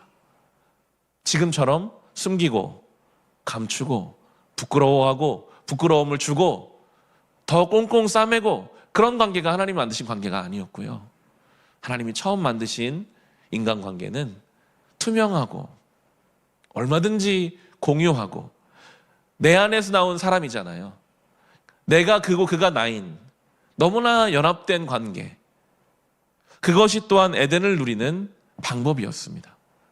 하나님의 말씀을 중심으로 삼고 나에게 주신 사람과 투명한 관계를 이루며 살아가는, 성경 전체 내용이 담겨 있죠. 하나님을 사랑하고 내 이웃을 내 몸과 같이 사랑하라. 십자가의 내용이 이미 에덴 안에 다 녹아져 있었습니다. 우리가 이 시대의 에덴을 누리는 방법이 여기에 잘 적혀 있죠. 어떻게 천국을 누리며 살 것인가? 하나님은요, 우리에게 세세하게 하나님 이거 어떻게 할까요? 저거 어떻게 할까요? 오늘은 이걸 할까요? 저걸 할까요? 그렇게 묻는 것을 원하시는 것보다는 자유 안에 살게 하셨습니다. 얼마든지 선택하며 살아가라. 선택하고 책임지며 살아가라. 그렇지만 하나님의 테두리 안에서, 하나님의 법도 안에서, 기준 안에서, 십자가 안에 살아가는 거죠. 이 시대는 많은 것이 혼란스러운 시대입니다. 근데 분명한 것은요, 성경적인 가치가 우리 안에 자리 잡으면요, 어떤 문제 앞에서 분명한 답이 보여요. 어떻게 할 것인가에 대해서요. 혼란스러울 것 같지만 그렇게 혼란스럽지 않습니다. 성경적 가치가 우리 안에 있다면 내가 저 문제를 어떻게 볼 것인가, 세세하게 그거 하나하나를 누구에게 묻고 구하는 것보다 성경 말씀 앞에서 우리가 살아가다 보면 그 십자가의 기준이 내 안에 있다면, 나를 위해 죽은 그 십자가가 오늘 내 삶의 중심에 서 있다면 우리는 얼마든지 자유를 누리면서도 안전하게 살아갈 수 있을 것입니다. 그리고 또 한 가지, 혼자서는 하나님 온전치 않다는 것입니다. 그것이 교회 공동체가 될 수도 있고, 근데 하나님은요, 많은 사람을 아는 것을 중요하게 여기지 않으시고 진실하게 아는 것을 중요하게 여기셨습니다. 만약 아담에게 많은 사람이 필요했다면 하나님 처음부터 많은 사람을 만들어 주셨겠죠. 하나님은요, 딱 한 사람 만들어 주셨어요. 딱 한 사람. 인간관계를 다양하게 많이 맺어야 할 것 같다는 때로 우리 속에 쫓김이 있을지 모릅니다. 왜 내 주변에 사람이 없을까? 많은 사람이 그렇게 필요하지는 않습니다. 아무리 많은 사람이 있으면 뭐 하겠습니까? 벌거벗었으나 부끄러워하지 않을 수 있는 사람 한 사람이면 충분한 것이 하나님 창조 섭리입니다. 한 사람. 어디 가서 새로 찾을 생각을 안 해도 되는 것은 하나님이 나에게 주신 사람 중에 그런 관계들을 우리가 맺어갈 수 있다면, 그것이 맺어가기 어렵다면 그것을 위해서 기도해야겠죠. 하나님, 나에게 주신 사람들이 이미 많은데 나도 하나님이 처음 지으신 이 관계처럼 진실한 관계를 만들어가기 원합니다. 어떻게 하면 좋을까요? 기도하며 그렇게 벌거벗었으나 부끄러워하지 않은 관계를 누릴 때 그게 이 땅을 천국으로 만들어가는 방법입니다. 하나님의 말씀을 내 삶의 중심에 두고 하나님의 주신 자유를 얼마든지 누리지만 그 테두리 안에서, 그건 혼자 살아가는 것이 아니라 진실한 관계 속에서, 투명한 관계 속에서, 부끄러움을 주지도 않고 부끄러워하지도 않는 영적인 것까지도 함께 통할 수 있는 그런 관계들을 맺어가며 우리도 다시 올 한 해를 마치고 새해를 살아갈 때 정말 에덴에서 천국을 누리며 살아갈 수 있기를 주님의 이름으로 축원합니다. 우리 같이 찬송하고, 창세기 1장과 2장을 사용하고 쭉 읽어왔는데 1장, 2장은 참 영광스러운, 그 어느 때보다도 가장 영광스럽고 가장 질서가 있고 가장 충만한 것이 창세기 1장과 2장에 나오는 내용이었습니다. 에덴이라는 동산이 모형으로 이렇게 나옵니다. 하나님이 어떻게 통치하실 때 질서가 있고 충만하고 가장 영광스러운가, 그 에덴의 중심에 하나님이 선악을 알게 하는 나무를 딱 세우셨어요. 그리고 명령하셨어요. 마음대로 살 수 있다. 하지만 중심에 있는 나무를 보며 따먹지 마는 그 하나님 말씀을 순종하는 삶을 살아야 한다. 말씀으로 중심의 질서가 세워져 있을 때 마음대로 살 자유를 누리지만 그 자유를 하나님 안에서 누릴 때, 그때 에덴의 질서가 세워지고요. 그렇게 하나님 질서가 세워지면 자연스럽게 관계가 굉장히 투명하고 진실하게 맺어집니다. 하나님과 인간 사이의 관계도 그렇고 사람과 사람 사이의 관계가 아주 진실되고 투명하고 부끄러움이 없는 관계. 여러분, 거기가 천국입니다. 하나님 말씀이 삶의 중심에 있고 맺어진 관계들이 부끄러움이 없고 진실하고 투명한 관계 속에서 살아가는 것. 그것이 에덴의 영광인데요. 그런데 이 말씀 앞에서 자연스럽게 한 해를 돌아보게 됩니다. 나의 삶에는 그런 질서가 있었는가? 나의 삶에는 그런 투명하고 너무나 의지가 되고 건강한 관계가 있었는가? 질서가 없었다면, 관계를 맺고는 있으나 그 모든 관계들이 다 일정 부분을 숨겨야 되고 더 과장해서 보여줘야 되고 100% 신뢰하기가 어려운, 오히려 그 관계 때문에 더 지치고 소모되는 그런 삶이었다면 왜 우리는 그 하나님이 정해놓으신 아름다운 창조의 은혜를 누리지 못하는 삶이었을까? 3장이 그 전체를 다 설명해 줍니다. 1장, 2장을 막 영광스럽게 묵상하다가 3장을 넘어가는 순간부터 분위기가 달라져요. 왜냐하면 3장을 시작하는 첫 단어, 주어가 뱀이 되어버린 상태가 3장입니다. 1장, 2장에는 주어가 하나님이시거나 하나님의 사람 아담이 주어가 되어 모든 일을 해갈 때는요, 앞서 설명드렸던 질서가 있고 충만함이 있고 영광이 있는데 그 주된 자리를 엉뚱한 것이 차지하기 시작하면서부터 하나님의 질서가 깨지게 되거든요. 뱀으로 지금 설명되어 있지만 우리의 삶을 어떤 다른 주어가 이끌어가기 시작하면서부터 우리는 그런 것들을 누리지 못하게 되어버립니다. 그것을 성경이 죄라고 말하는 거죠. 뱀은 딱 한 가지만 합니다. 하나님 말씀을 어떻게든 뒤집으려고 합니다. 그게 뱀의 목적입니다. 세상은 우리를 향해 그거 하나만 하려고 합니다. 하나님의 말씀을 뒤집으려고. 말씀이신 예수 그리스도를 어떻게든 뒤집으려고 합니다. 다시 오늘 본문 3장 1절로 5절을 보시면요, 뱀은 주 하나님 만드신 모든 들짐승 가운데서 가장 간교하였다. 뱀이 여자에게 물었다. 하나님이 정말로 너희에게 동산 안에 있는 모든 나무 열매를 먹지 말라고 말씀하셨느냐? 여자가 뱀에게 대답하였다. 우리는 동산 안에 있는 나무 열매를 먹을 수 있다. 그러나 하나님은 동산 한가운데 있는 나무의 열매는 먹지도 말고 만지지도 말라고 하셨다. 어기면 우리가 죽는다고 하셨다. 뱀이 여자에게 말하였다. 너희는 절대로 죽지 않는다. 하나님은 너희가 그 나무 열매를 먹으면 너희의 눈이 밝아지고 하나님처럼 되어서 선과 악을 알게 된다는 것을 아시고 그렇게 말씀하신 것이다. 아멘. 하나님의 말씀을 가지고 뱀이 이야기를 하고 하와가 이야기를 하고 있습니다. 아주 간교하게 하나님 말씀을 뒤집어 엎으려고 합니다. 분명히 하와에게는 받은 말씀이 있습니다. 먹지도 말라. 그것이 정령 죽으리라, 죽음의 내용이 아니라요, 먹지 말아야 사는 내용이거든요. 그 하나님의 질서 안에서 자유를 누리며 사는 것이 진정한 생명인데, 그래야 죽지 않는 것인데 뱀은 그걸 뒤집으려고 하죠. 아니다, 하나님처럼 될 수 있다 합니다. 하와가 둘 사이에 껴 있습니다. 하나님 말씀을 받았는데 그게 아니라고 하는 이야기가 들려오는 긴장관계, 그게 성도의 삶입니다. 하나님 말씀이 우리 안에 있습니다. 세상은 계속해서 뱀처럼 어떻게든 뒤집어 엎으려고 합니다. 예수가 어디 있어? 과학적이지 않아. 수많은 나의 약점을 파고 들어와요. 어떻게든 파고 들어와요. 때로는 기독교 진리를 접하기도 전에 교회에 있는 사람들의 모습을 보면서 실망하게 만들어버립니다. 사람들이 저런 걸 보니까 기독교 진리를 갈 필요도 없겠구나.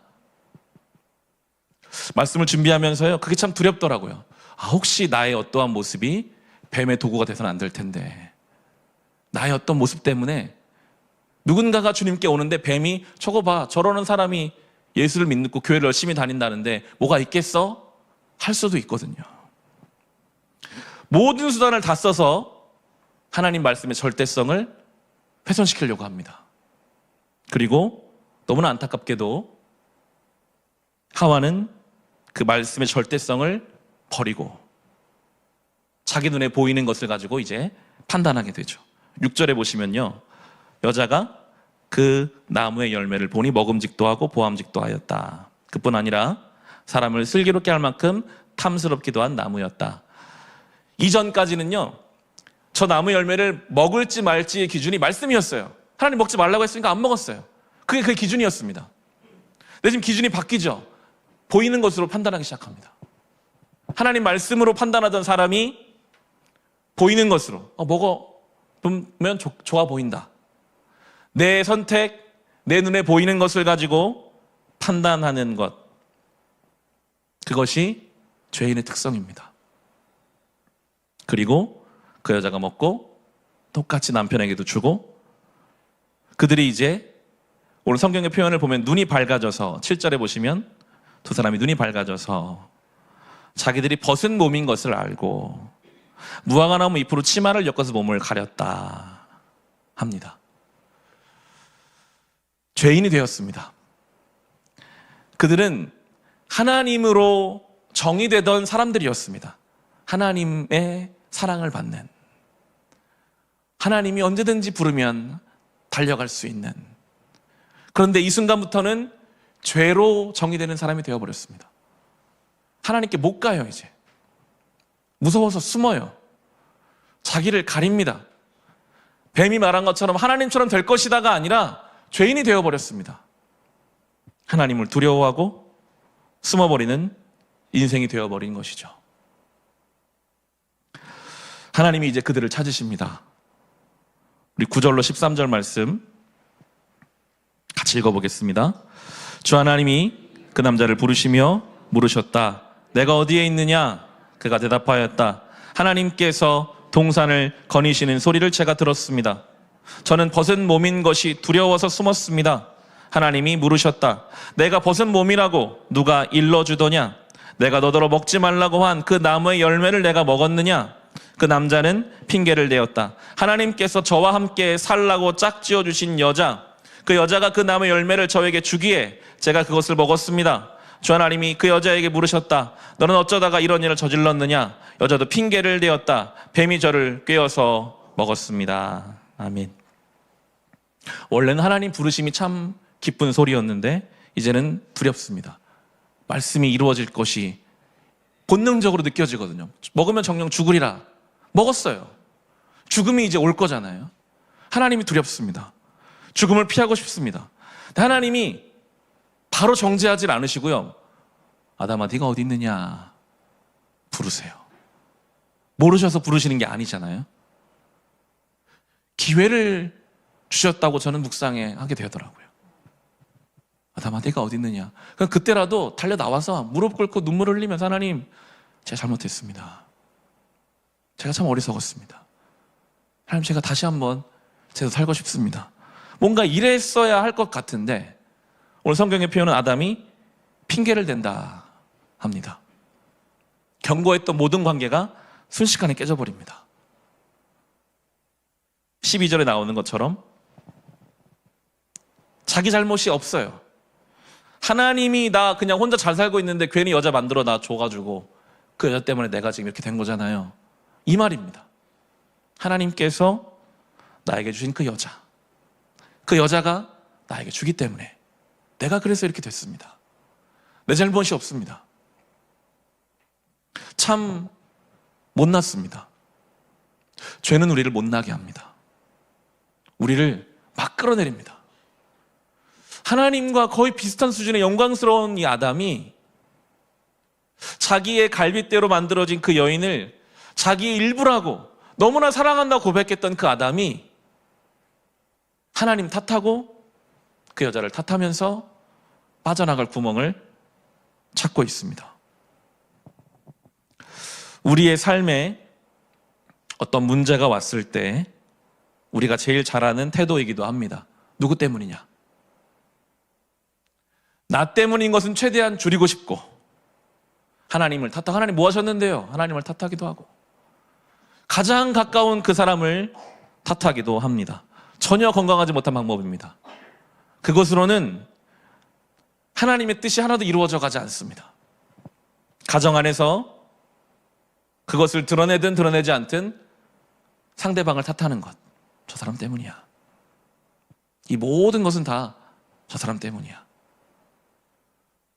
아담의 모습과 다르지 않잖아요. 못난 모습입니다. 예수님은요, 전혀 죄가 없으셨죠. 아무 탓이 없으셨죠. 예수님이 모든 죄인들의 질문을 짊어지셨을 때 그때 생명이 시작됐습니다. 기독교는 그렇게 역사되는 것입니다. 잘잘못을 따져가지고 내가 6이고 당신이 4고 내가 2고 당신이 8이고 그런 이만큼 저렇게 하자, 그런 식으로는 하나님의 나라가 이루어지지 않습니다. 예수님이 다 짊어지셨습니다. 거기에 생명이 있었습니다. 가정에 문제가 있다면 내 문제입니다. 내 탓입니다. 짊어져야 합니다. 공동체에 문제가 있을 때 누구 탓이냐? 나는 잘못 없다. 이런 식으로 가는 게 아니라 그 문제 앞에서 함께 눈물로 십자가 앞에 엎드릴 때 거기에 복음의 역사가 일어나게 되겠죠. 심판이 선언됩니다. 우리 16절로 19절 말씀 같이 읽어보겠습니다. 여자에게는 이렇게 말씀하셨다. 내가 너에게 임신하는 고통을 크게 더할 것이니 너는 고통을 겪으며 자식을 낳을 것이다. 내가 남편을 지배하려고 해도 남편이 너를 다스릴 것이다. 남자에게 이렇게 말씀하셨다. 내가 아내의 말을 듣고서 내가 너에게 먹지 말라고 한 그 나무 열매를 먹었으니 이제 땅이 너 때문에 저주를 받을 것이다. 너는 죽는 날까지 수고를 하여야만 땅에서 나는 것을 먹을 수 있을 것이다. 땅은 너에게 가시덤불과 엉겅퀴를 낼 것이다. 너는 들에서 자라는 푸성귀를 먹을 것이다. 너는 흙에서 나왔으니 흙으로 돌아갈 것이다. 그때까지 너는 얼굴에 땀을 흘려야 나다를 먹을 수 있을 것이다. 너는 흙이니 흙으로 돌아갈 것이다. 아멘. 본문을 제가 다 읽지 않았지만 뱀은 저주를 받았습니다. 그리고 땅이 저주를 받았습니다. 그런데 여자와 남자에게는 하나님이 저주라는 표현을 쓰시지는 않습니다. 임신의 고통을 말씀하십니다. 이것은 단순히 그 순간의 고통만이 아니라 아마도 자녀를 낳은 자의 이 자녀라는 존재로부터 경험하게 되는 어떤 것을 이야기할 것입니다. 자녀는 나의 삶의 기쁨이기도 하지만 나의 삶의 가장 약점이기도 하죠. 나를 가장 아프게 하는 곳이 있다면 아마도 내 몸이 아픈 게 아니라 자녀의 삶 문제가 더 아프게 다가올 것입니다. 내 문제면 그냥 내가 이를 악물고 감당할 수가 있어요. 그런데 내 자녀의 문제는 어떻게 할 수가 없잖아요. 가장 연약한 지점이 생겨버렸습니다. 그런데 그것은 저주가 아니라 그것 때문에 하나님께 나오는 은혜의 통로가 됩니다. 제 설교를 준비하면서요, 너무 감사하더라고요. 지금 우리는 임신의 고통을 저주라고만 생각할 수 있으나 하나님은요, 이제 에덴으로 떠나갈 이 사람들에게 자녀를 낳게 하는 것을 통해 이 시대에도요, 자녀의 문제 때문에 하나님께 돌아오는 사람이 정말 많아요. 내 문제가 아니라 자녀의 문제, 내가 어떻게 할 수가 없잖아요. 하나님 앞에서 울 수밖에 없거든요. 나의 가장 약한 지점, 내가 너무나 사랑하지만 내 힘으로 할 수 없는 그것 때문에 하나님을 찾습니다. 하나님은 지금 저주스럽게 이들을 내치시는 게 아니라 그들이 책임을 지고 에덴 밖으로 쫓겨나지만 그들에게 하나님께 돌아올 수 있는, 하나님을 찾을 수 있는 지점을 주신 거예요. 남자도 똑같습니다. 그가 열심히 땀을 흘리지만 뜻대로 안 될 거라고 하시거든요. 네가 열심히 수고하겠지만 땅이 너에게 엉겅퀴를 낼 것이다. 엉뚱한 일이 예상하지 않은 결과가 너의 삶에 빈번할 것이다 하시는 거죠. 그래서 하나님을 찾잖아요. 내 뜻대로 다 돼서 하나님을 찾는 게 아니라요, 내가 열심히 수고하고 땀 흘렸는데 그게 내 뜻대로 안 되기 때문에 우리는 주님을 찾습니다. 그때 주님 앞에 엎드립니다. 그것 때문에 하나님 앞에 겸손하게 나아가게 되죠. 하나님은 그렇게 이들을 지금 에덴 밖으로 쫓아내시지만 그들이 하나님을 찾을 수밖에 없는 것들을 걸어놓으셨어요. 저주가 아니라 하나님의 안배죠. 그걸 잘 보여주는 게 21절에 가죽옷입니다. 21절에 주 하나님이 가죽옷을 만들어서 아담과 그의 아내에게 입혀주셨다. 여기서 이제 그들을 죽음이라는 것을 무엇인지만 보게 하셨겠죠. 성경이 자세히 쓰고 있지는 않으나 아담과 하와가 이 가죽옷에 만들어지는 장면을 보지 않았을까요? 죽음이라는 것이 이런 것이다. 방금 전까지 뛰어놀던 이 생물이 처참하게 죽어가는, 가죽을 내놓기 위하여 피가 튀고 악취가 나고 썩어가는, 바로 썩어갑니다. 이것이 죽음이다. 순종하지 않은 자가 경험하는 죽음. 대신의 죽음을 하나님이 이제 인정하신 거죠. 동물 제사와 연결성을 갖습니다. 원래는 너희가 죽어야 됐지만 대신의 죽음을, 동물의 죽음을 내가 인정하고 하나님이 만들어주신 이 가죽옷을 더 이상 너희가 무화과로 스스로의 죄를 가리려고 하지 말고 하나님이 대신의 죽음으로 평생을 입어 가릴 수 있는 그 은혜의 온기를 느끼며 가죽옷을 그들에게 지어주셨습니다. 예수 그리스도와 연결성을 갖죠. 우리의 죄를 우리가 가릴 수 없습니다. 대신의 죽음, 그 어린 양 예수 그리스도의 죽음으로 우리의 그 수치를 주님이 은혜의 온기로, 은혜의 가죽옷으로 우리에게 입혀 주신 것입니다. 자녀의 문제, 삶의 수고와 삶에 대한 문제는 하나님께 나아갈 통로가 될 것이고 우리의 모든 수치를 예수 그리스도께서 은혜의 가죽옷으로 가려주셨음을 우리는 믿고 그렇게 살아갈 수 있는 새해가 될 것입니다. 오늘 설교의 제목이 회복해야 할 것, 지켜내야 할 것들이었는데 분명합니다. 회복해야 할 것은 그 중심에 서 있는 하나님 말씀입니다. 예배를 마치고 또 새해를 시작하면 뱀과 같은 교활한 것들이 수없이 와서 우리의 중심의 말씀을 흔들어 대려고 할 것입니다. 그것을 지켜야 합니다. 저는 목회자로서 다양한 제자훈련, 프로그램들을 경험도 해봤고 진행도 해봤습니다. 제가 지금 나름대로 내린 결론은 결국엔 성경 말씀을 읽어야 된다는 것입니다. 그게 가장 성도의 삶에는 중요합니다. 꾸준히 직접 내가 말씀을 읽어가는 일. 그래서 항상 내 인생의 중앙에 하나님 말씀이 서 있고 십자가가 서 있고 그 말씀을 보면서 내 위치를 확인하고 뱀의 간교함을 물리치는 것이 우리에게 중요하고 필요합니다. 매일 묵상하는 말씀이 있으셔야 합니다. 저는 그렇게 과감하게 말씀드릴 수 있습니다. 진지한 신앙생활은 결국 진지하게 성경을 읽어가는 것입니다. 진지하게 성경을 읽는 사람은 최소한 내가 성경을 읽어갈 계획을 가지고 있어야 합니다. 우리 교회는 이렇게 성경을 읽어가고 있죠. 지금 3월 5일까지 성경 일독이 마쳐지면 3월 6일부터 다시 12월 31일까지 성경 일독이 진행될 예정입니다. 5장씩 읽어갈 거예요. 최소한 교회에서 가는 그 성경 읽는 그 스케줄 정도는 내가 가지고 있어야, 그래야 진지하게 성경을 읽는 사람이고 그래야 진지하게 신앙생활하는 사람이죠. 말씀이 서 있지 않으면 질서가 없거든요. 말씀이 분명하지 않으면 기준이 없습니다. 하나님 말씀을 가지고 해야 할 일과 하지 말아야 할 일이 구분이 돼야 합니다. 하나님 말씀을 기준으로 내가 아무도 안 하지만 때로는 그 일을 해야 하고, 다 그렇게 하지만 때로 그것을 하지 않는 그 말씀의 기준을 우리는 지켜내야 할 것이고요. 또 한 가지 회복해야 할 것은 관계입니다. 투명한 관계가 회복돼야 거기가 천국이거든요. 하나님은 아담에게 한 명의 관계를 허락하셨습니다. 때로 세상은 많은 인맥을 쌓아야 할 것 같다는 압박을 우리에게 넣을 때가 있어요. 많은 사람이 필요하지는 않습니다. 실은 한 명이면 충분할 수도 있습니다. 엉뚱한 데 가서 한 명을 찾으려고 하지 마시고 내 주변에 있는 사람, 그 사람과의 관계가 정말 투명하고 서로 부끄러움을 주지 않고 신뢰할 수 있는, 근데 그러려면요 기도가 필요합니다.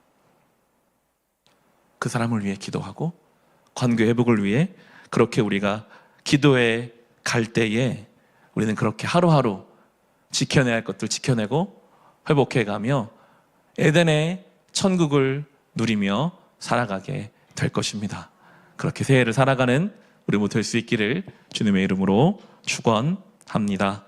우리 같이 창세기 4장 1에서 16절 우리 같이 읽겠습니다. 아담이 자기 아내 하와와 동침하니 아내가 임신하여 가인을 낳았다. 하와가 말하였다. 주님의 도우심으로 내가 남자아이를 얻었다. 하와는 또 가인의 아우 아벨을 낳았다. 아벨은 양을 치는 목자가 되고 가인은 밭을 가는 농부가 되었다. 세월이 지난 뒤에 가인은 땅에서 거둔 곡식을 주님께 제물로 바치고 아벨은 양떼 가운데서 맛배의 기름기를 바쳤다. 주님께서 아벨과 그가 바친 제물은 반기셨으나 가인과 그가 바친 제물은 반기지 않으셨다. 그래서 가인은 몹시 화가 나서 얼굴빛이 달라졌다. 주님께서 가인에게 말씀하셨다. 어찌하여 내가 화를 내느냐? 얼굴빛이 달라지는 까닭이 무엇이냐? 내가 올바른 일을 하였다면 어찌하여 얼굴빛이 달라지느냐? 내가 올바르지 못한 일을 하였으니 죄가 너의 문에 도사리고 앉아서 너를 지배하려고 한다. 너는 그 죄를 잘 다스려야 한다. 가인이 아우 아벨에게 말하였다. 우리 들로 나가자. 그들이 들에 있을 때에 가인이 그의 아우 아벨을 쳐 죽였다. 주님께서 가인에게 물으셨다. 너의 아우 아벨이 어디에 있느냐? 그가 대답하였다. 모릅니다. 제가 아우를 지키는 사람입니까? 주님께서 말씀하셨다. 내게 무슨 일을 저질렀느냐? 너의 아우의 피가 땅에서 나에게 울부짖는다. 이제 내가 땅에서 저주를 받을 것이다. 땅이 그 입을 벌려서 너의 아우의 피를 너의 손에서 받아 마셨다. 내가 밭을 갈아도 땅이 이제는 너에게 효력을 더 나타내지 않을 것이다. 너는 이 땅에서 쉬지도 못하고 떠돌아다니게 될 것이다. 가인이 주님께 말씀드렸다. 이 형벌은 제가 짊어지기에 너무 무겁습니다. 오늘 이 땅에 저를 쫓아내시니 하나님을 뵙지도 못하고 이 땅 위에서 쉬지도 못하고 떠돌아다니게 될 것입니다. 그렇게 되면 저를 만나는 사람마다 저를 죽이려고 할 것입니다. 주님께서 가인에게 말씀하셨다. 그렇지 않다. 가인을 죽이는 자는 7갑절로 벌을 받을 것이다. 주님께서는 가인에게 표를 찍어주셔서 어느 누가 그를 만나더라도 그를 죽이지 못하게 하셨다. 가인은 주님 앞을 떠나서 에덴의 동쪽 놋 땅에서 살았다. 아멘. 아담과 하와가 에덴에서 쫓겨나서 이제 그 삶을 살아갑니다. 그리고 오늘 1절에 나오는 것처럼 그리고 하나님 말씀하신 것처럼 자녀를 출산하게 됩니다. 1절에 보시면 아담이 자기 아내 하와와 동침하니 아내가 임신하여 가인을 낳았다. 하와가 말하였다. 주님의 도우심으로 내가 남자아이를 얻었다. 에덴에서 살았던 하와에게는 이 출산의 고통은 아마 한 번도 경험해보지 못한 죽음이라는 것이 이런 것이겠구나 싶은 그런 고통이었을 것입니다. 이렇게 아플 수가 있나 했겠죠. 그러면서 하나님이 정말 지독하게도 이 죄에 대해서 책임을 물으시는구나 원망했을지도 모르고 하나님은 눈에 보이시지 않으니까요. 자기가 정말 죽을 고생으로 아이를 낳았으니 이제 이 아이가 내 수고로 낳은 아들이다 라고 할 수도 있었을 텐데 그의 고백에는 그런 게 없습니다. 죽을 만큼 고통스럽게 자기 힘으로 낳은 것 같으나 그에게는 하나님께서 나를 도우셔서 내가 이 아이를 얻었다 하는 신앙의 고백이 담겨져 있습니다. 때로 우리의 삶이 마치 생소한 고통을 목숨 걸고 지나며 어떤 결과물을 얻어야 하는 하와의 출산과 같을 때가 있습니다. 거기 하나님이 안 계시는 것 같고 나만 수고한 것 같은, 그래서 그 시간이 지나고 나면 뭔가 그 결과물이 오로지 나의 힘으로 된 것 같이 느껴지는 어떤 것들이 우리 삶에 종종 있습니다. 그때 우리에게 필요한 것은 이 하와의 신앙 고백일 것입니다. 하나님이 나를 도우셔서 내가 이것을 얻었습니다. 하나님이 나를 저주해서 이걸 주신 것도 아니고 나의 죄 때문에 얻어온 여기 자리이지만 그럼에도 주님이 나를 도우셔서 내가 오늘을 살아갑니다 하는 신앙의 고백을 이 새해에 다시 한번 생각해 보게 됩니다. 가인과 아벨이 그렇게 태어나서 세월이 지나 장성하여 가인은 농부로 아벨은 목자로 각자의 삶을 살다가 하나님 앞에 예배를 드립니다. 3절로 5절 말씀입니다. 세월이 지난 뒤에 가인은 땅에서 거둔 곡식을 주님께 제물로 바치고 아벨은 양떼 가운데서 맛배의 기름기를 바쳤다. 주님께서 아벨과 그가 바친 제물은 반기셨으나 가인과 그가 바친 제물은 반기지 않으셨다. 그래서 가인은 몹시 화가 나서 얼굴빛이 달라졌다. 아멘. 예배와 신앙에 대한 중요한 내용을 가르쳐 줍니다. 받으시는 분은 하나님이시라는 것입니다. 하나님께 온전히 드려져야 되는 신앙의 내용이 있고, 아무리 내 나름대로 신앙생활을 한다 할지라도 하나님이 반기시지 않는 내용이 있을 수 있으나, 중요한 것은요, 하나님이 반기지 않으시는 이유, 지금 가인의 예배를 제대로 받아주지 않으시는 이유는 제대로 받기 위해서 지금 받지 않으시는 거거든요. 가인이 마음에 안 들어서 그냥 전혀 받으실 마음이 없었다면 가인에게 이후에 이어지는 말들을 안 하셨을 거예요. 그런데 하나님은 일단 그 예배가 잘못됐다는 것을 인식시키시고 나서 그를 가르치시거든요. 왜 네 얼굴빛이 달라지냐? 하나님은 얼굴빛까지도 보시는 분이세요. 죄가 지금 너의 마음에 도사리고 있다. 죄를 다스려라. 그게 돼야 하나님 앞에 온전한 예배로 나아갈 수 있다는 것을 말씀하시는 걸로 봤을 때, 하나님이 예배를 받지 않으시는 것은 예배를 받으시기 위함임을 알 수 있습니다. 가인이 왜 얼굴빛이 달라졌는지, 왜 하나님이 그 예배를 받지 않으셨는지 정확하게 성경은 설명하고 있지는 않으나, 가인이 동생을 죽이려고 들로 나가서 그 동생을 죽이는 것을 보았을 때 아마도 그의 마음에는 비교라는 것이 강하게 작동하고 있었던 것 같습니다. 누군가와 나를 자꾸 비교하기 시작하다 보면 하나님께 온전히 예배드리기가 어려워집니다. 하나님이 말씀을 주시는데도 왜 네 얼굴빛이 달라지냐? 죄가 지금 너의 앞에 있다. 죄를 다스려라. 하나님 명확하게 말씀하시는데도 그 말씀보다 비교라는 그 감정과 비교라는 내 마음의 어떤 것이 굉장히 강력하게 끌고 가버립니다. 지금 가인은 거의 영적으로 마비 상태에 이른 것 같아요. 하나님이 그렇게 말씀하시는데도 나가 동생을 죽일 때까지 막 달려갑니다. 그만큼이나 누군가와 나를 비교하는 것은요, 내 영혼을 비정상으로 만듭니다. 내 시대는 지금 그렇게 끌고 가죠. 사람들을 줄 세우고 수없이 비교하면서 하나님 말씀이 들려오지 않도록, 영적으로 마비가 되도록, 하나님을 제대로 예배하지 못하도록 수없이 다양한 방법으로 비교하고 있습니다. 떨쳐내기를 우리 힘써야 합니다. 하나님 앞에서 비교할 거 없거든요. 내가 받은 은혜가 있고, 앞서 부른 찬송 초막이나 궁궐이나 주 예수와 동행하면 하늘나라라는 그 고백 안에는 비교를 안 하겠다는 거잖아요. 내가 어느 지경에 있든지 내가 주님을 만족합니다. 그때의 진정한 찬송이 올려질 수 있는 거죠.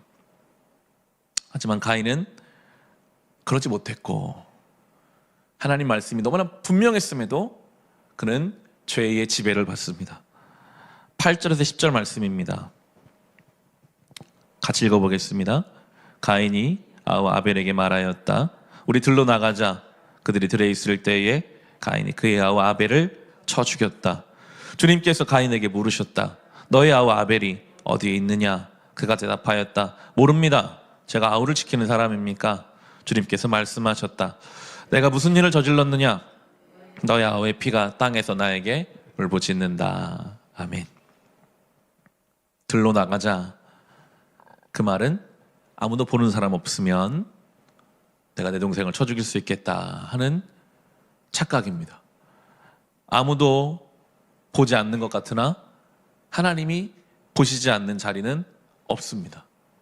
가인은 지금 하나님을 잘 모르고 있습니다. 아무도 없는 곳에 가서 행하면 하나님도 모르겠지. 그리고 딱 잡아떼죠. 내가 아우를 지키는 사람입니까? 내가 거짓말하면 하나님 모르겠지. 하나님을 제대로 모르기 때문에 하나님을 제대로 예배할 수가 없었던 것입니다. 하나님은 가인이 하나님을 알기 원하시거든. 네가 어디 있든지 내가 너를 안다. 네 얼굴빛도 내가 안다. 아무리 아니라고 해도 너의 마음속을 내가 안다. 그 하나님을 잘 모르는 사람이었기에 하나님을 예배할 수도 없고 죄와 싸워 이길 수 없었지만, 이게 반대로 우리 적용될 수 있는 거거든요. 하나님의 그 크심을, 하나님의 그 전능하심을, 하나님이 우리의 안고섬을 아시고 나의 얼굴빛을 아시고 나도 모르는 내 내면에 있는 제1 원인을, 제1 동기를 알고 계신다는 것을 알면, 그럼 하나님을 제대로 예배할 수 있게 되고, 그리고 죄와 싸울 힘이 생깁니다. 그 비교의 자리, 그 분노의 자리, 그 들에 아무도 없는 동생과 나의 그 자리에서도 하나님 여기 계시지 라는 인식이 있었다면 어떻게 동생을 쳐 죽일 수 있었겠어요? 그 하나님의 크심, 하나님에 대해서 알면 알수록 제대로 예배하고 죄에 대해서 싸울 수 있게 되는 거죠. 하지만 가인은 그러지 못했고 이제 그 죄의 책임을 지고 평생을 살아가게 됩니다. 그가 에덴의 동쪽 놋 땅에 가서 살았다라고 오늘 결론이 나잖아요. 우리 성경에 주가 달려있지만 놋이라는 지명 자체가 떠돌아다닌다는 뜻을 가지고 있습니다.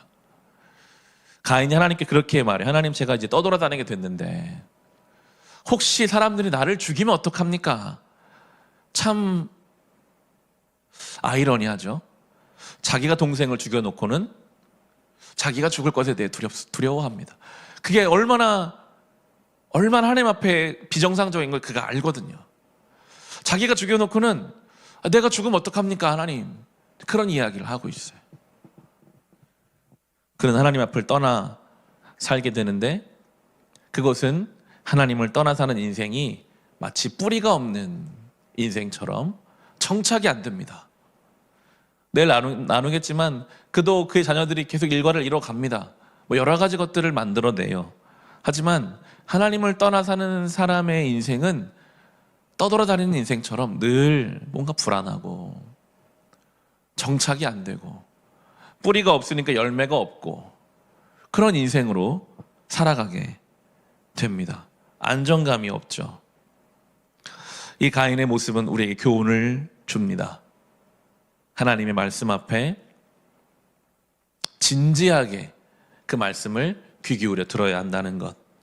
비교의 마음을 빼앗겨서 영적인 마비 상태가 되지 말고 그 어느 자리도 하나님이 여기 함께 계신다는 하나님을 향한 제대로 된 인식과 하나님을 떠나 유리하는 인생, 떠돌아다니는 인생이 되지 말고 하나님 뜻 안에 깊이 뿌리를 내리고 살아가야 되는 인생이 되어야 함을 오늘도 이 가인의 모습을 통해 묵상하며 이 새해 둘째 날을 살아갈 수 있으시기를 주님의 이름으로 축원합니다.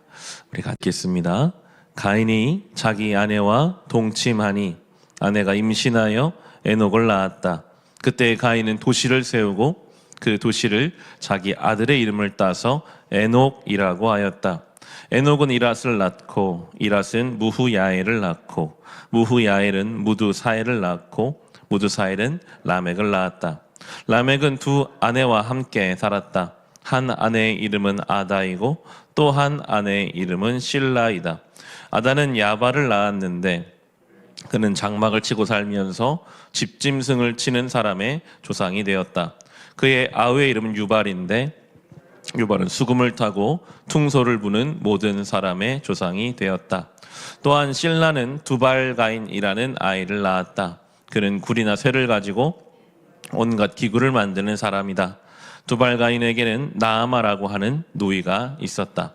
라멕이 자기 아내들에게 말하였다. 아다와 실라는 내 말을 들어라. 라멕의 아내들은 내가 말할 때에 귀를 기울여라. 나에게 상처를 입힌 남자를 내가 죽였다. 나를 상하게 한 젊은 남자를 내가 죽였다. 가인을 해친 벌이 7갑절이면 라멕을 해치는 벌은 77갑절이다. 아담이 다시 자기 아내와 동침하였다. 마침내 그의 아내가 아들을 낳고 말하였다. 하나님이 가인에게 죽은 아벨 대신에 다른 씨를 나에게 허락하셨구나. 그의 아내는 아이의 이름을 셋이라고 하였다. 셋도 아들을 낳고 아이의 이름을 에노스라고 하였다. 그때에 비로소 사람들이 주님의 이름을 불러 예배하기 시작하였다. 아멘. 가인의 계보가 이어져 갑니다. 17절에 나오는 것처럼 가인이 아들을 낳고 그 이름을 에녹이라고 짓습니다.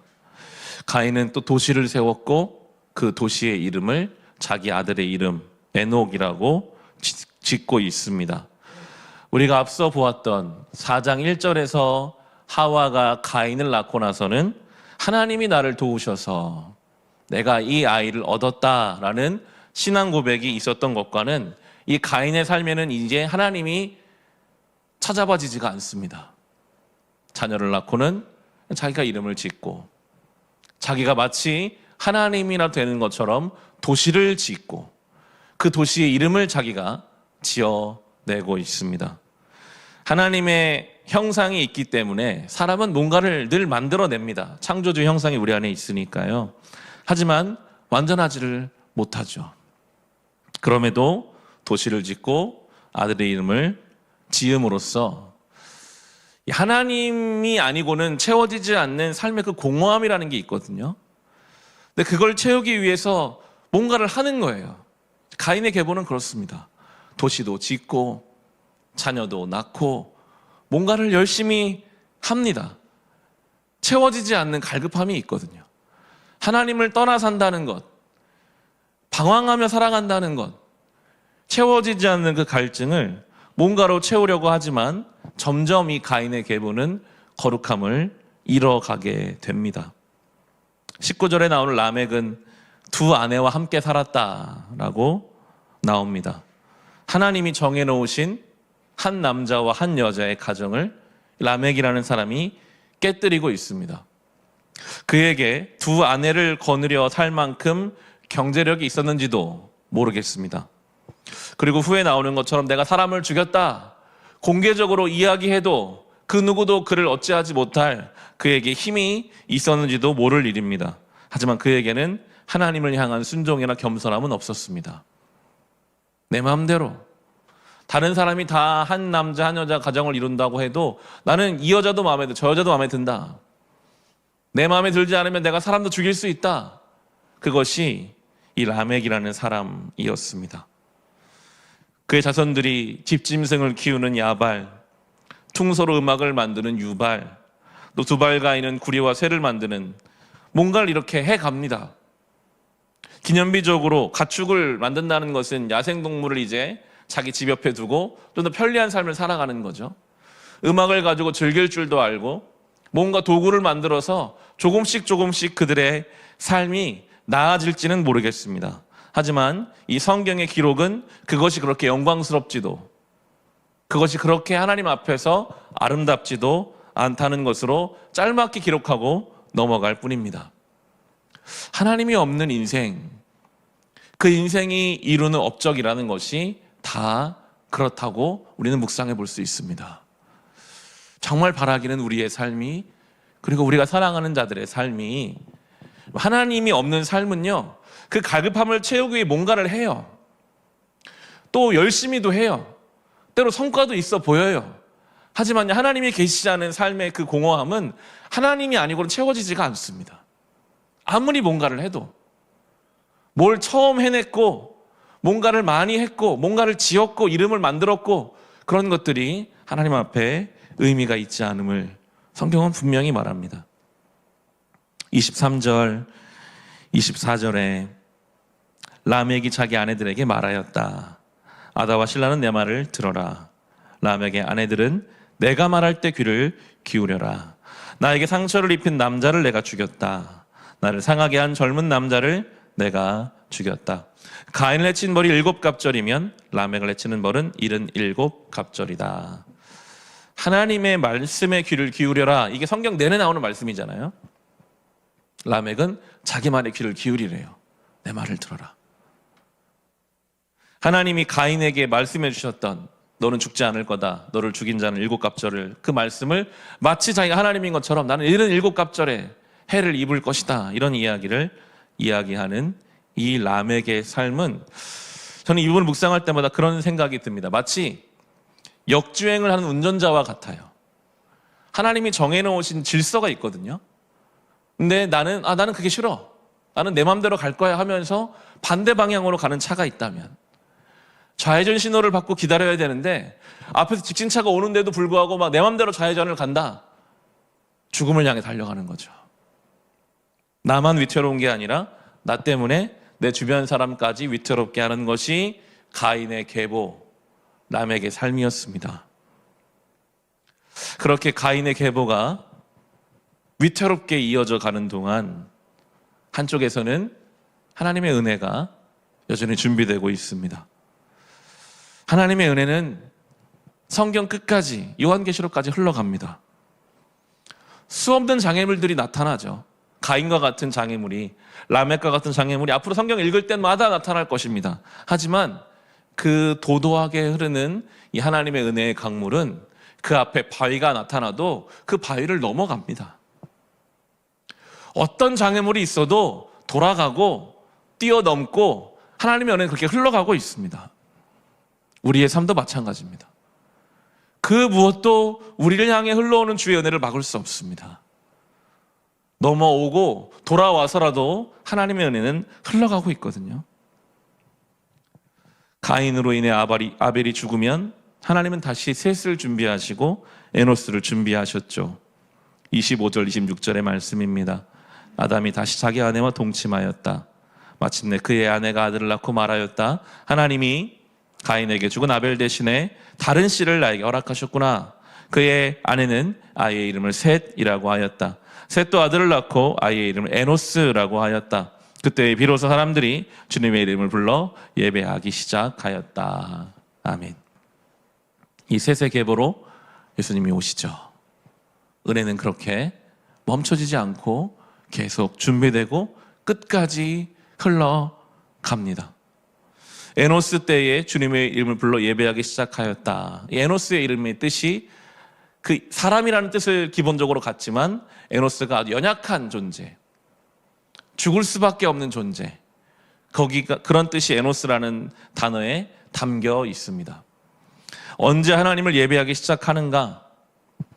라멕처럼 2명의 아내를 내가 취했다고, 내가 사람을 죽였다고, 아무도 나를 해할 수 없을 것이라고 그렇게 아무리 외쳐봤자 결국에는 흙으로 돌아갈 수밖에 없는 것이 연약한 나의 인생, 에노스임을 깨달을 때야 비로소 하나님을 예배하게 됩니다.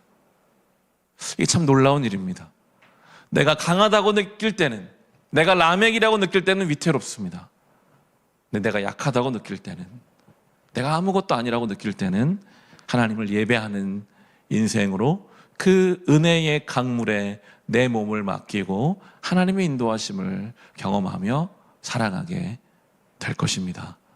오늘 이 말씀을 묵상하며 이 하루 살아갈 수 있으시기를 주님의 이름으로 축원. 창세기 5장 1절에서 11절 말씀, 주신 말씀을 우리 함께 읽겠습니다. 아담의 역사는 이러하다. 하나님이 사람을 창조하실 때에 하나님이 형상대로 사람을 만드셨다. 하나님은 그들을 남자와 여자로 창조하셨다.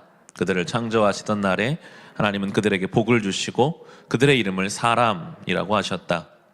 아담은 130살에 자기의 형상 곧 자기의 모습을 닮은 아이를 낳고 이름을 셋이라고 하였다. 아담은 셋을 낳은 뒤에 800년을 살면서 아들, 딸을 낳았다.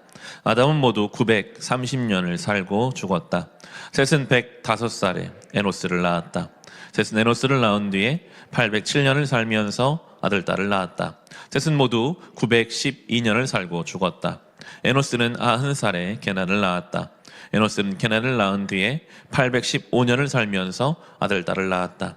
에노스는 모두 905년을 살고 죽었다. 아멘. 오늘 성경은 하나님의 형상대로 지음받은 사람에 대해서 설명하고 하나님이 복을 주셨다. 1절, 2절에 그렇게 나오죠. 1절에 아담의 역사는 이러하다. 하나님이 사람을 창조하실 때 하나님의 형상대로 사람을 만드셨다. 2절에 하나님은 그들을 남자와 여자로 창조하셨다. 그들을 창조하시던 날에 하나님은 그들에게 복을 주시고, 그들의 이름을 사람이라고 하셨다. 아멘. 이 복이 무엇인지는 아마 성경 전체를 통해서 우리가 읽어가고 생각해보게 될 것인데, 이렇게 하나님의 형상대로 지음받은, 하나님께 복을 받은 이 아담은 3절에 보시면 그의 생을 이렇게, 그의 생이 태어났다가 죽는 것으로 맞춰지는데, 그의 한 일을 이렇게 3절에 보면 아담은 130살에 자기 형상, 곧 자기 모습을 닮은 아이를 낳고 이름을 셋이라고 하였다. 분명히 4장 25절에서는요, 아담의 아내가 아들을 낳았다라는 표현이 바로 앞에 나오거든요. 그렇죠. 배 아파 낳은 사람은 아담의 아내인 하와죠. 그런데 이 5장의 족보는 다 아버지의 이름이 언급되면서 아담이 자기 아들을 닮은, 자기의 형상을 닮은 아이를 낳았다라는 표현을 쓰고 있습니다.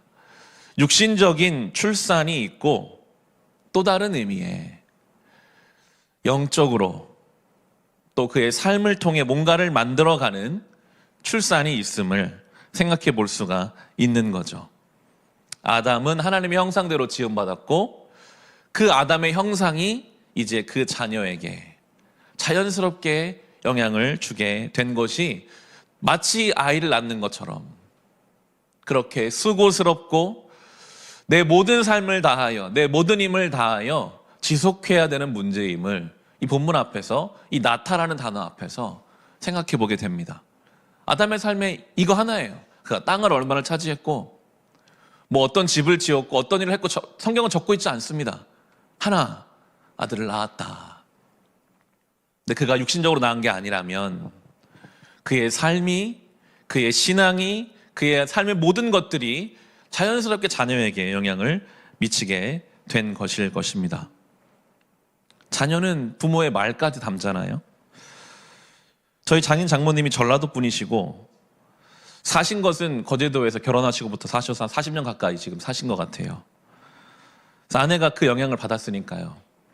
결혼을 하고 아내랑 같이 주차장을 들어가는데 차를 받쳐놓고 들어가자, 이런 표현을 쓰더라고요.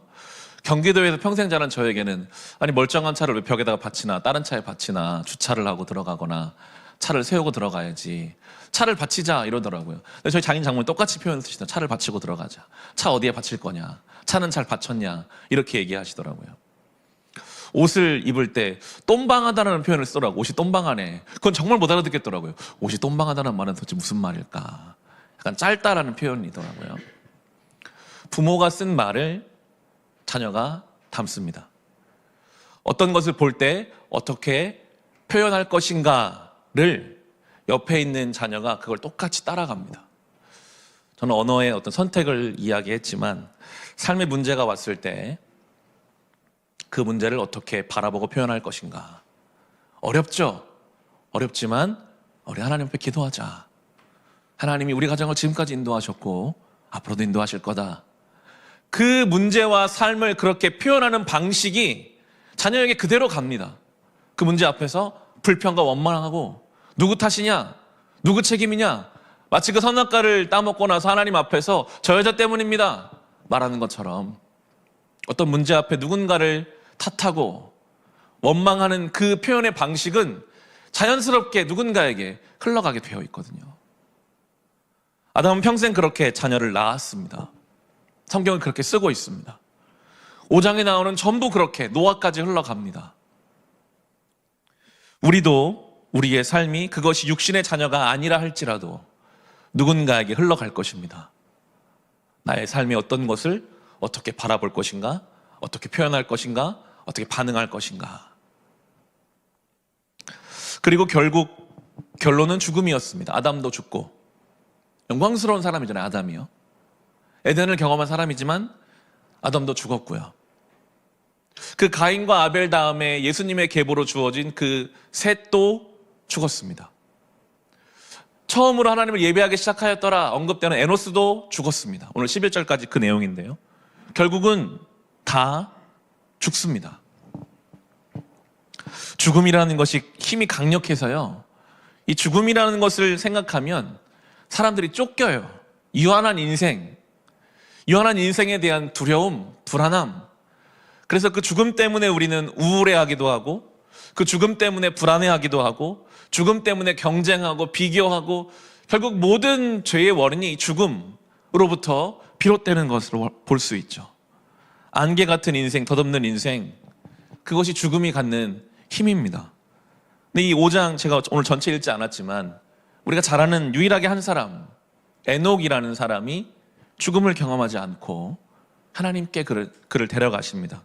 21절부터 24절 말씀 우리 같이 한번 읽어보겠습니다. 에녹은 65살에 무두셀라를 낳았다. 에녹은 무두셀라를 낳은 뒤에 300년 동안 하나님과 동행하면서 아들, 딸을 낳았다. 에녹은 모두 365년을 살았다. 에녹은 하나님과 동행하다가 사라졌다. 하나님이 그를 데려가신 것이다. 아멘. 유일하게 죽음을 경험하지 않고 하나님이 그를 데려가셨다. 좀 더 오늘날의 우리의 시대로 묵상해 본다면 죽음이라는 그 힘에 사로잡히지 않고 하나님과 동행하는 생명의 삶을, 이미 우리가 얻은 그 영생의 삶을 누릴 수 있는 비결이 있다면 딱 한 가지, 하나님과 동행한다. 우리말로 동행한다고 되어 있지만 같이 걷다라는 표현이 좀 더 원어적으로는 가깝습니다. 함께 걷다. 하나님과 함께 걷다. 저는 오랫동안 이 말씀 묵상했었거든요. 에녹이 우리에게 어떤 키가 되잖아요. 죽음이라는 것을 뛰어넘을 수 있는 방법, 주님과 함께 걷는 것인데, 같이 걸으려면 두 가지입니다. 속도가 맞아야 됩니다. 내가 막 뛰어가고 싶다고 뛰어가서는 동행이 안 됩니다. 하나님 멈추시면 멈춰야 됩니다. 그것이 1년이든 2년이든 어떤 면에 있어서는 우리의 삶의 평생 우리를 멈춰 계시게 하실 때가 있습니다. 그럼 멈춰야지 그 동행하는 것입니다. 때로는 가기 싫을 때도 가야 할 때가 있습니다. 그게 동행입니다. 주님이 자꾸 가라 하십니다. 나는 그 사람을 용서하고 싶지 않고, 나는 그 사람을 생각하고 싶지도 않은데 자꾸 성령께서는 가자고 하세요. 그럼 가야죠. 그게 동행이니까요. 그것이 죽음으로 허망하게 끝날, 죽음 때문에 두려운 우리의 삶이 그냥 주님과 동행하는 비결 중에 한 가지고요. 그리고 방향이 중요합니다. 내 방향이 있습니다. 난 일로 가고 싶습니다. 하나님 날 도와주세요. 이게 내 방향이잖아요.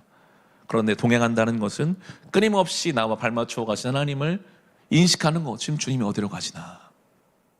이 2025년 새해에 주님이 어디로 가실까? 나는 어떻게 살아야 하나? 하는 질문과 고민이 우리의 삶에 늘 있어야 합니다. 한 걸음 한 걸음이 그렇게 돼야 동행이죠.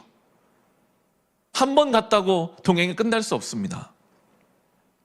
하나님 눈에 잘 보이시지 않으시니까요. 결론은 명확합니다.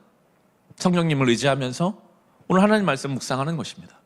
그게 하나님과 동행하는 비결이라고 할 수 있겠습니다. 오늘 주님, 나는 어떤 속도로 어떤 방향으로 가야 할까요? 하나님이 제 눈에 보이지 않으시니 제가 오늘 주신 말씀 속에서 그렇게 살고 싶습니다. 그렇게 살아갈 때 우리는 죽음이라는 그 운명으로 쫓기거나 한정된 것에 욕심 때문에 넘어지거나 순간의 즐거움에 집착하거나 허무와 우울에 빠지는 것이 아니라 주님과 동행하는 삶을 살아가게 될 것입니다. 오늘 아담이 그 아들을 낳았다라는 표현을 좀 묵상하시면서 나는 어떻게 내 인생에 하나님의 형상을 남기고 갈 것인가, 누군가에게 영향을 주고 갈 것인가, 그 낳다라는 단어, 동행이라는 단어 묵상하며 이하로 살아가시기를 주님의 이름으로 축원합니다.